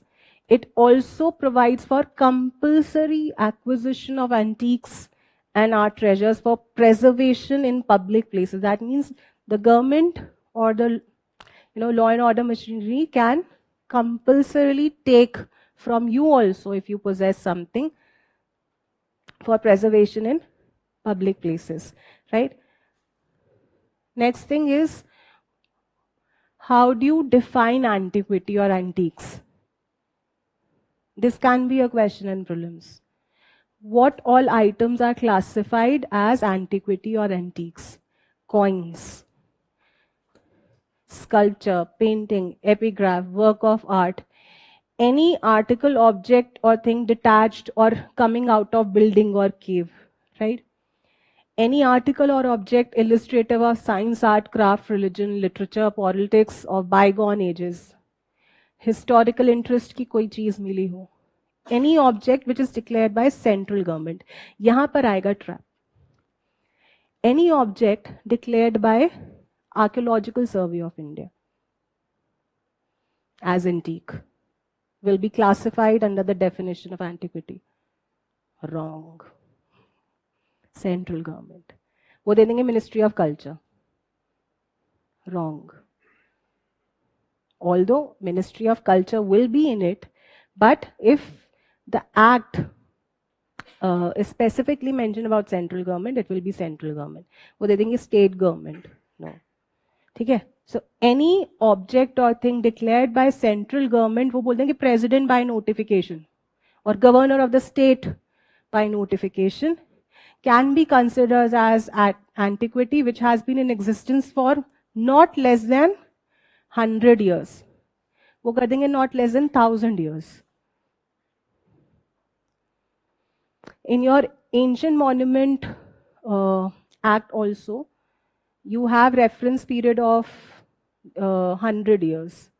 National monuments of national importance also, if I'm not wrong, it is 100 years. So 100 years you have to remember, not 1000 years. So these are the ways again in which you can save yourself. Manuscript, record or other document which is of scientific, historical, literary, aesthetic value have been in existence for not less than, अगर अलग अलग years हैं तो कुछ सोच समझ कर है ना. And UPSC question framer will pick this only. One is 100, other is 75. Which one is 100 and which is 75, you have to remember. Whether it is central government or Archaeological Survey of India, again you have to remember. Okay? Again, it's, these are things which you have to do, as I told you, in a reverse way. If you'll read it very casually, you will treat it very casually. But if you'll attach some importance to it, you will understand it. Okay? There is a query again, very often asked question. How do we remember such facts? Essay. I'm not joking. How did you remember ABCD? When you made use of it, or emphasized on it because you understood that without ABCD I cannot speak, right? हाँ हाँ, अच्छा बहुत पीटा था क्या learn कर. So the point is कि till the time you don't understand the importance of it, you will not be able to stick it to your mind, है ना? So you have to understand. If there is mention of 75 and 100, so you have to pay importance. If there is mention of parliament, central government, president, you have to emphasize and learn it. Okay? Then comes your Chola architecture. Again, Chola architecture is a type of Dravidian temple architecture, right? Building stone, gneiss and granite, time period 8th to 12th century. There is another thing. So one is Sangam Chola and the other one is Imperial Cholas. Sangam Cholas were early Cholas whose time period historians are confused, whether it is 300 BC to 300 AD, 250 BC to 600 AD. You don't have to get into it. What you need to know is that Sangam Cholas are different and Imperial Cholas are different. Imperial Cholas time period start from 8th to 12th century. Okay? Okay. So because it is one of the styles influenced by Dravidian architecture, so they will have influence of Pallava temples also in it. Okay? So early temples were inspired by Pallava architecture and later temples, probably in the 12th and 13th century, they were also influenced by Chalukyan style.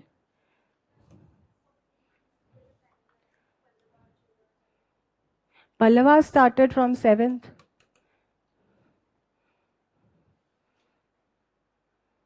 Now, see, here is where the conflict is. Cholas were in existence in 300 BC also. That's what I'm trying to make you understand. You can't actually figure out the dates of Chola, Chera, and Pandya. So there were early Sangam period, Chola, Chera, Pandya. And then there were Cholas in medieval times, starting from 8th to 12th century, which were contemporary to Pallavas and Chalukyas. ठीक है, अब आएगा समझ में? वो मैं दिखाऊंगी. I'll show you. But first understand this, that early Cholas or Sangam Cholas were contemporary to Cheras and Pandyas. And later in 7th, 8th century, you see rise of Pallavas, Cholas, Chalukyas and other dynasties. ठीक है, जैसे eastern Gangas भी थे, बहुत सारे थे इस time period में. पल्लवास उसी के ही थे. हाँ.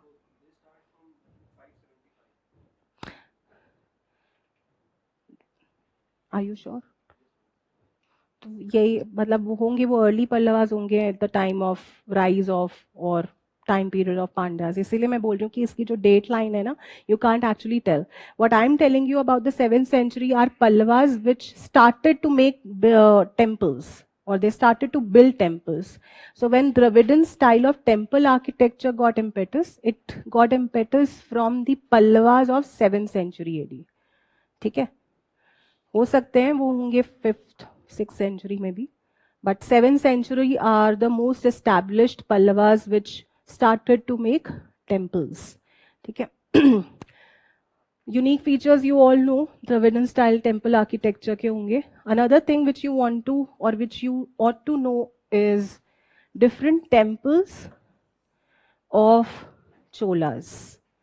यहाँ पर again confusion होगी. Brideshwar temple, Tanjavur, Brideshwar temple, Gangaikonda, Cholapuram. One is built by Raja Chola I, the other one is Raja I. So Brideshwar temple Rajendra Chola I. Brideshwar temple was built by Raja Chola at Tanjavur, and Gangaikonda Cholapuram was built by Rajendra Chola I. ठीक है. Airateshwar temple, Rajendra Chola II. There is another thing which you need to know. I'll show you through question first.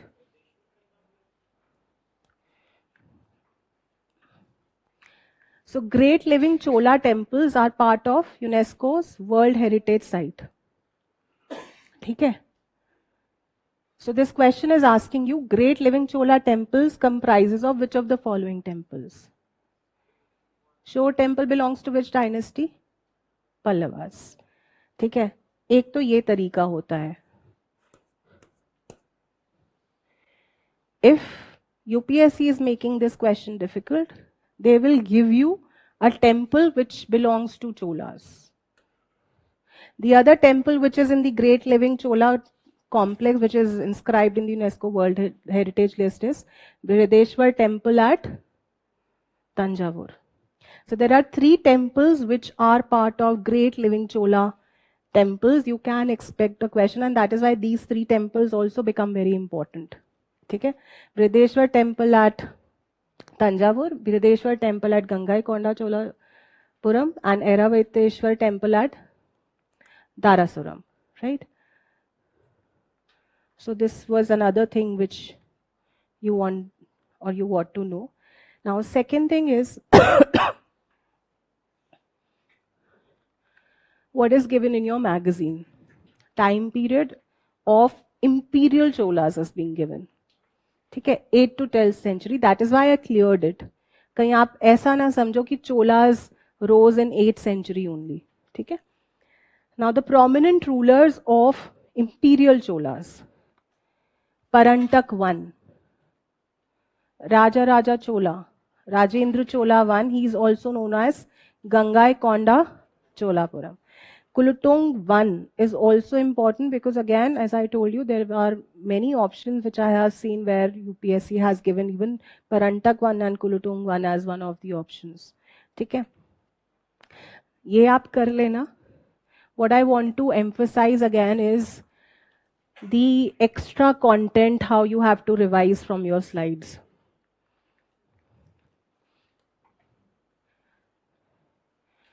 As I told you, that we see rise of Cholas precisely and most established time period from 300 BC. 300th century. But you have reference of Sangam Cholas also. Now Sangam time period is 300 BC to 300th century, and there is a shift also in the time period, okay, by historians. Precisely it is this. Now regarding Cholas, they were the dynasty which prominently highlighted the Tamil culture and brought the Tamil culture to its zenith, right? Their history is divided into Sangam Chola and an interim time period which the historians are not able to come at consensus with. Then rise of imperial Cholas under Vijayalaya. And finally, the later Cholas of Kuluttung Chola I from the quarter of 11th century AD. Right? Sangam Chola, interim period. Then imperial Cholas under Vijayalaya. और फिर आता है आपका later Cholas, Kuluttung I. Right? Now coming to Sangam period and a brief information on Chola Chera Pandya. Cholas, Madurai में Pandyas, Cheras here. Their emblems are also important. Again, there is a news behind it. Kantara. So wild boar or Vara avatar was the state emblem of many dynasties. You may get pair type question on either emblems and dynasty or a specific question on Vara avatar or wild boar. Okay? This is again extra information which you can note down and Google, although I will try that I'm giving it to you all. But just keep this thing in your mind. Cheras, modern day Kerala. Cholas, Tamil Nadu. Pandyas, again Tamil Nadu. but they were situated in Madurai and they were near Port Puhar. It's also known as Pum Puhar. Important rulers, important ports, emblems. As I told you, emblems is important this time. फिर आते हैं हम imperial cholas पे. Again, how you have to do it? The founder, the most important rulers, their contribution here. You know, with the rise of imperial cholas, what you see significantly is expeditions sent by different Chola rulers to different other Southeast Asian dynasties like Sri Lanka, Malaya, right? Malaya, sorry, not Vijay Malya, Malaya, right? So these imperial Cholas sent many expeditions to different regions outside India, which was their striking point. Okay. So what you have to do is this naval expedition sent, and those who were able to conquer it is important. Okay. So this you can do from here. Just for example, Rajendra I. He was the one who made the Chola navy the strongest. Okay. And you know, the way he conquered the Bay of Bengal, it is also said that during his timeline that whole route was known as Chola Lake or Chola Mandalam Lake, right? So this is again very important. Now coming to Chola art and architecture, from here temples is what you have to do. Temples, I have told you that there are 3 temples. Brideshwar temple, Gangaikonda Cholapuram. So what you can do is, this is directly lifted from your UNESCO website. So the bronzes of Bhog Shakti and Subramanya. अब मैं ये क्यों बोल रही हूँ again they can give you statement like this that when they will be asking a question on Brideshwar temple at Gangaikonda Cholam, that it is reflecting or it houses bronze idols of Bhog Shakti and Subramanya, right, as one of the iconic pieces. So you never know, because they are great living Chola temples of UNESCO as part of World Heritage Site. So these are the certain themes or facts which you have to take. Okay. So separately, what I have given are the different sculptures you get, portraits you get, kind of paintings and the themes of under Chola rulers. Again, don't wish or ill wish about me. I'm doing the best I can. Reason being, you don't get it. It may look very overwhelming, intimidating, and it may instill fear in you. But trust me, if you are doing it along with your basic content, you are far ahead than others. Far ahead. Because then you have that confidence, okay, I have done Chola, the most important and the basic information. ठीक है, तो इससे घबराओ मत.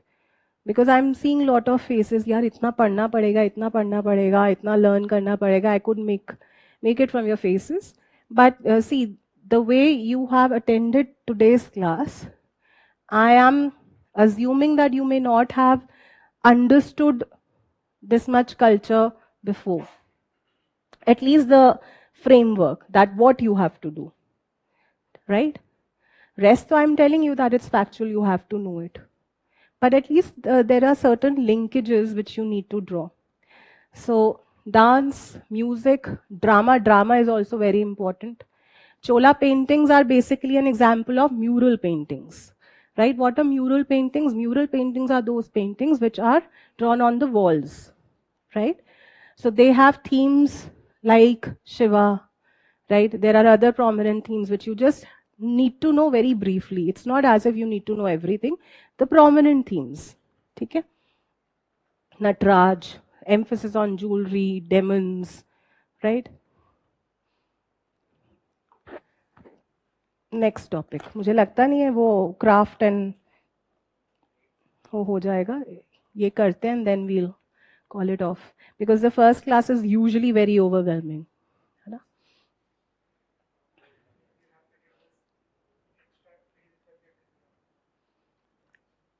नहीं काम चलेगा ना उसके बिना. I can also teach you only PT365, but I know the kind of questions. See, you have joined this course to attempt culture questions or ancient Indian history questions. You will not be able to attempt it. And the kind of question, it's not as if, see, PT365 is a great content. The way they are giving you infographics and, concise information, which you won't get. But questions नहीं होंगे ना, मतलब you may be lacking in some information or the other. Because now there is a very fluid like feel to the questions. You have integration of static and current affairs.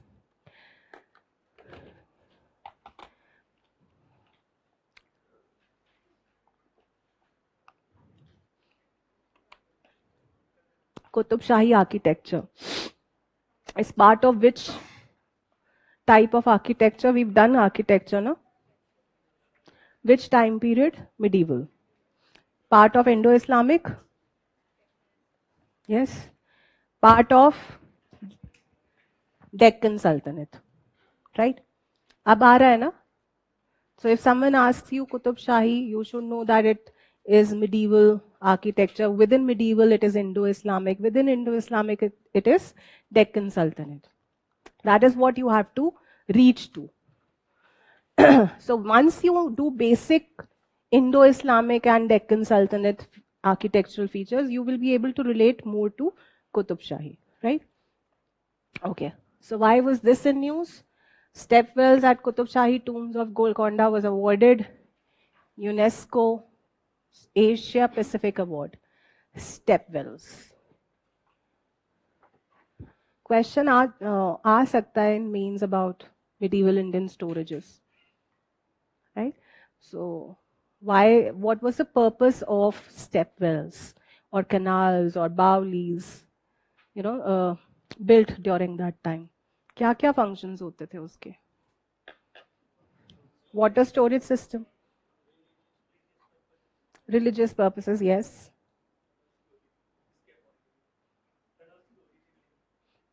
Fine. Water conservation, transportation of water, canals. Defense. Right. Okay, yes. There was this question in mains also, na? Why was Panipat chosen as a prominent place for all the battles? So the way he said, no, defense. So you can understand the importance of water in any historic or places, right? So it was not only meant for economic or social or cultural reasons. It also had military reason behind it. हाँ, तो ये ऐसे questions आते हैं. See, it's my habit to integrate prelims and mains. That's why I'm just giving you. So just to emphasize that stepwells is an important area both in prelims and mains. It's not as if you should not know it. Now coming to Asia Pacific Award. I don't know whether they will be asking about its details. They have never. But just revise it at least once or twice, right? Now what and how you have to take this information? Stepwells of Golconda Fort, right? What style? Persian style.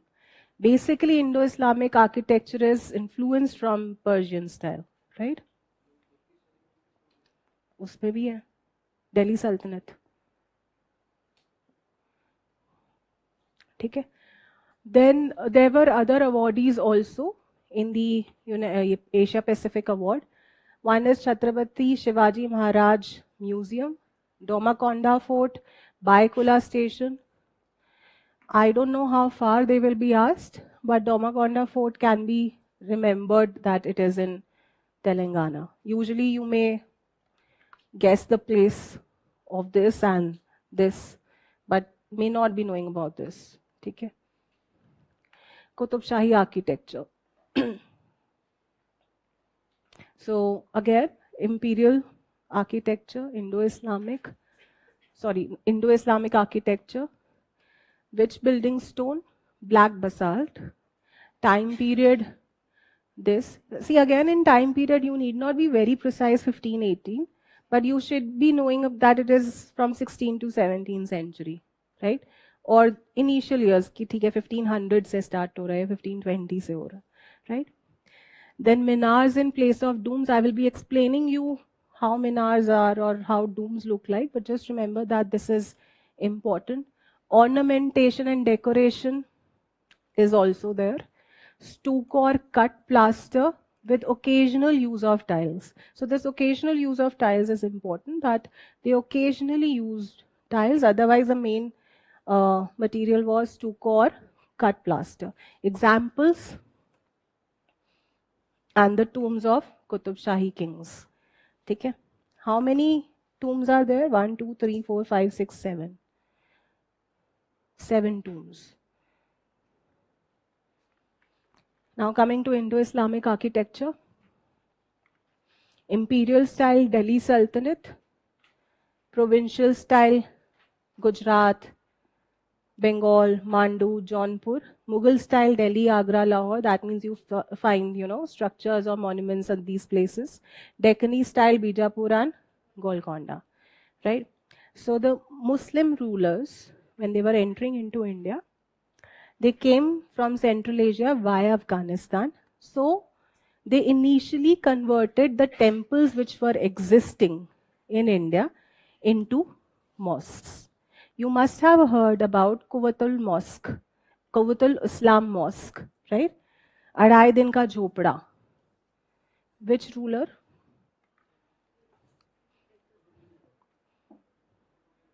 Pakka? If I give you option, Alauddin Khilji, confuse होगे? कुछ तो होंगे, क्योंकि यही traps होते हैं.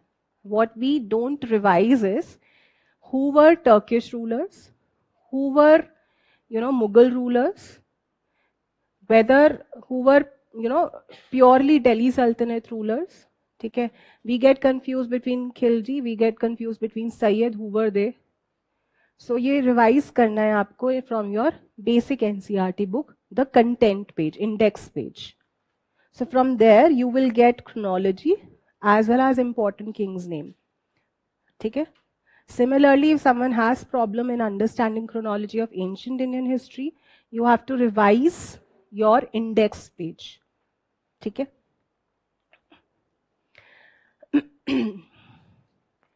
So the Indo-Islamic style replaced the Trabeate style with Arcuate style. What is Trabeate and what is Arcuate?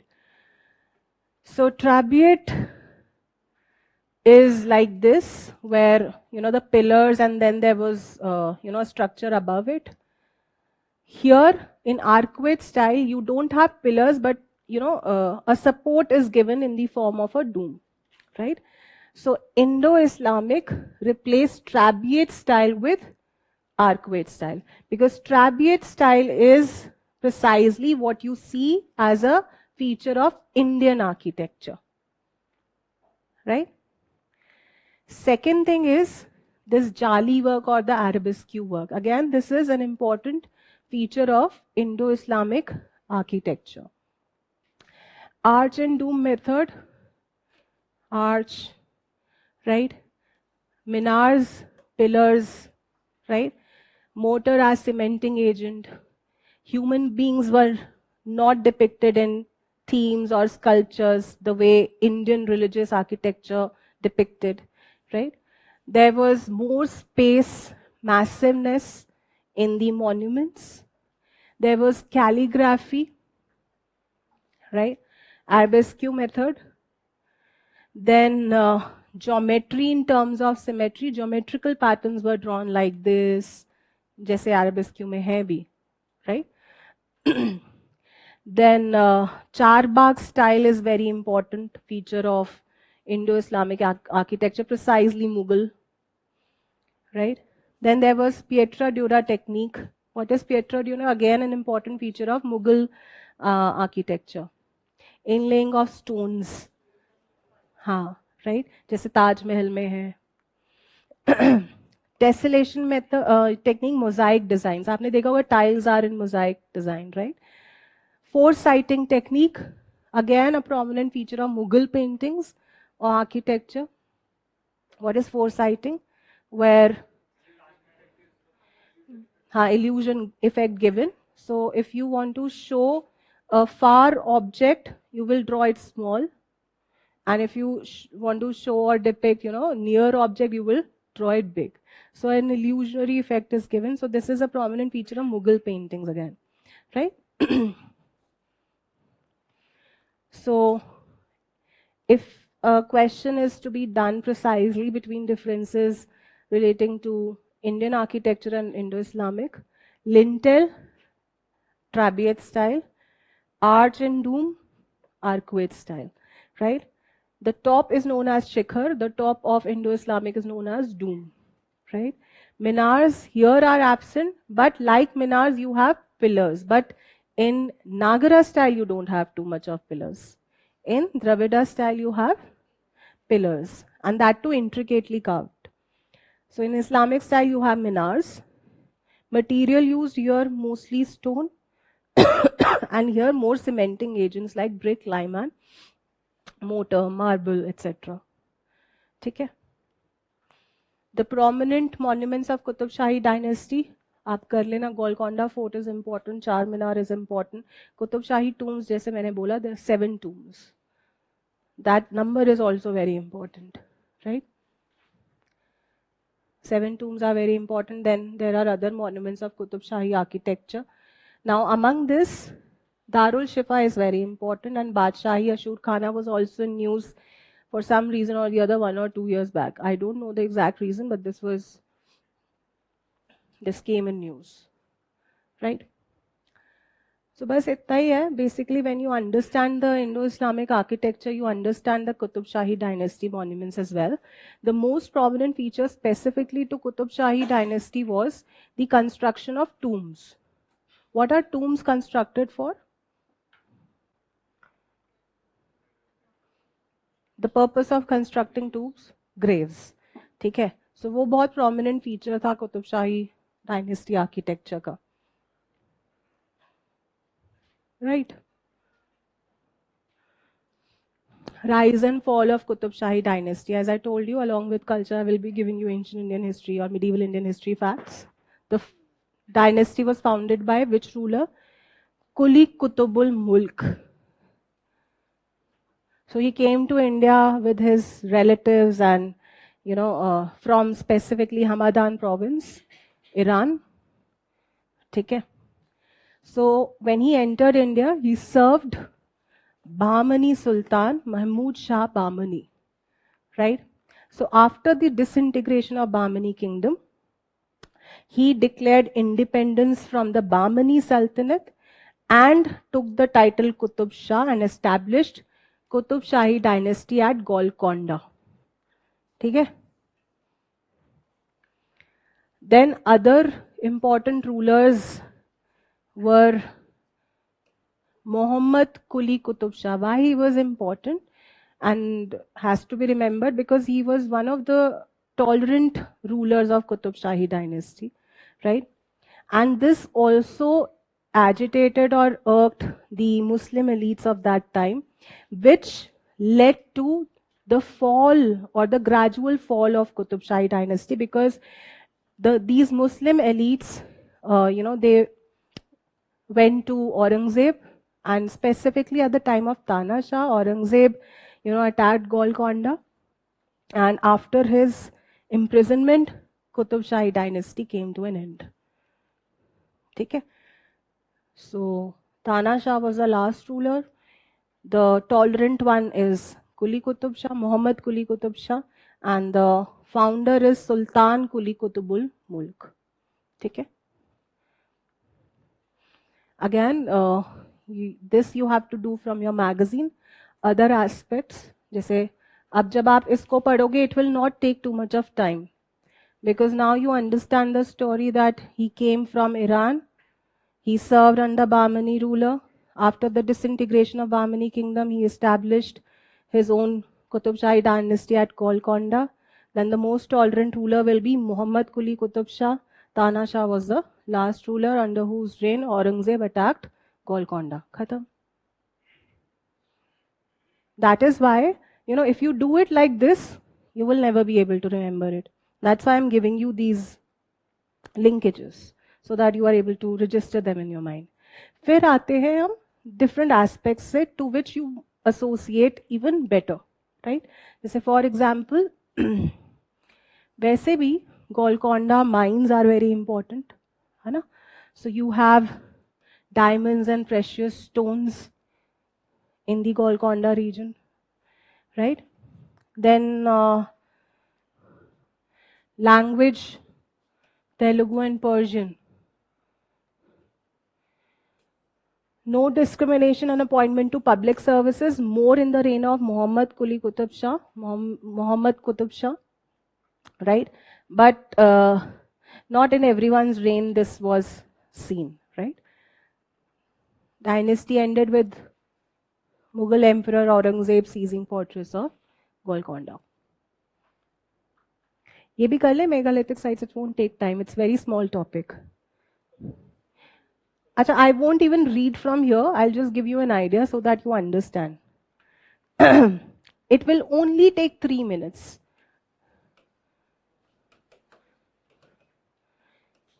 Megaliths, from two words mega and lith. Mega is very large or big. This is stone, right? So megaliths were usually very large stones seen in the South Indian region, mainly as burial mounds or they depicted burial sites. Okay. So there are different types of megalith. Some are chambered, some are unchambered, some are underground, right? So there are different types of megalith. Okay. Some were only, encompassing small stones, right? These megalith sites, besides having, importance or depicting burial sites, they also had other importance in socio-cultural life of the people of those times, right? You must have done Neolithic, Mesolithic. So in Neolithic times, you must have heard about a site called Burzahum. So any burial site which you, so any burial site which you must have read or seen in ancient times, they depict many things. What was put inside the burials along with the remains of the humans? Gold, pottery, some grains, right? Dogs, animals, right? That depicts what? Association of material culture with social or cultural culture, socio-cultural, right? So that's how you have to understand that only burial sites was not its significance. It also gave us information about the society or the customs of those times. ठीक है? बस इतना ही है ये.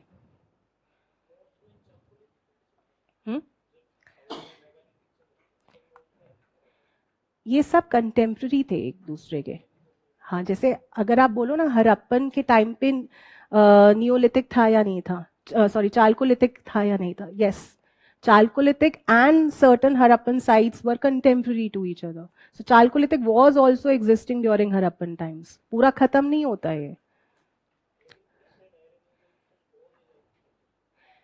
हाँ, नहीं, iron age सिर्फ south में थोड़ी है, आयरन एज तो नॉर्थ में भी है. उन्होंने कट कैसे करे थे फॉरेस्ट मगध के? आयरन टूल से. Iron tools. So it's not only iron tools which were found or stones which were found in South India. They were also found in North India. आप जो पूछ रहे हो, आप ये पूछ रहे हो ब्रॉन्ज एज किसको बोलते हैं?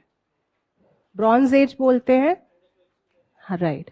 Iron age was also found in north India as well as in south India. ठीक है, हाँ, वो आप बोल सकते हो, but it's not as if iron age was not existing, right? जैसे for example when we talk about iron age in India, We see reference of iron tools only after or before the rise of Magad Empire. Okay? So the tribes came after later Vedic age. They got iron, right? And they, finally acquired the iron technology and they cut the forest, and that's how the Gangetic plains got inhabited, right? आप बोल रहे हो कि megaliths and bronze age and those time period were contemporary? Yes, they were contemporary.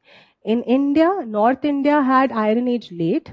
In South India, we have seen Iron Age first. ठीक है? हाँ. So this is one thing. So apart from burial sites, they also have commemorative use where they also show us any king burial, also in it. So just to commemorate the burial site of a king or an important person, that is also one of the purpose of megalith. ठीक है? जो मैं बोल रही थी ना, that there are chamber tombs, unchambered megaliths collected with burials. So if there is a chamber tomb, which is underground, it is called cyst, right? Then if it is partly underground, it is called as dolomite cyst, right? So this is what you have to know. Now these are the terms which you can remember. Jaise they can give you a question. In the cultural history of India, the terms menhir, kundan kodai, topical refers to. They are ancient coins, they are burial sites, they are posts of village headmen, okay, they are water harvesting techniques. Right? So like this also, these terms are to be done. Topical, menhir, kundan kodai. Right?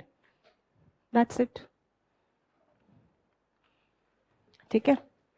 If you have any questions still, you can ask me tomorrow. If you have any specific doubt regarding preparation, again, you can ask me in the last class, which will be on Monday. Okay? Now, I'm just asking you, there is a section in your material, some important or other important news. Do you want me to do that also? Okay. Okay, done. All the best.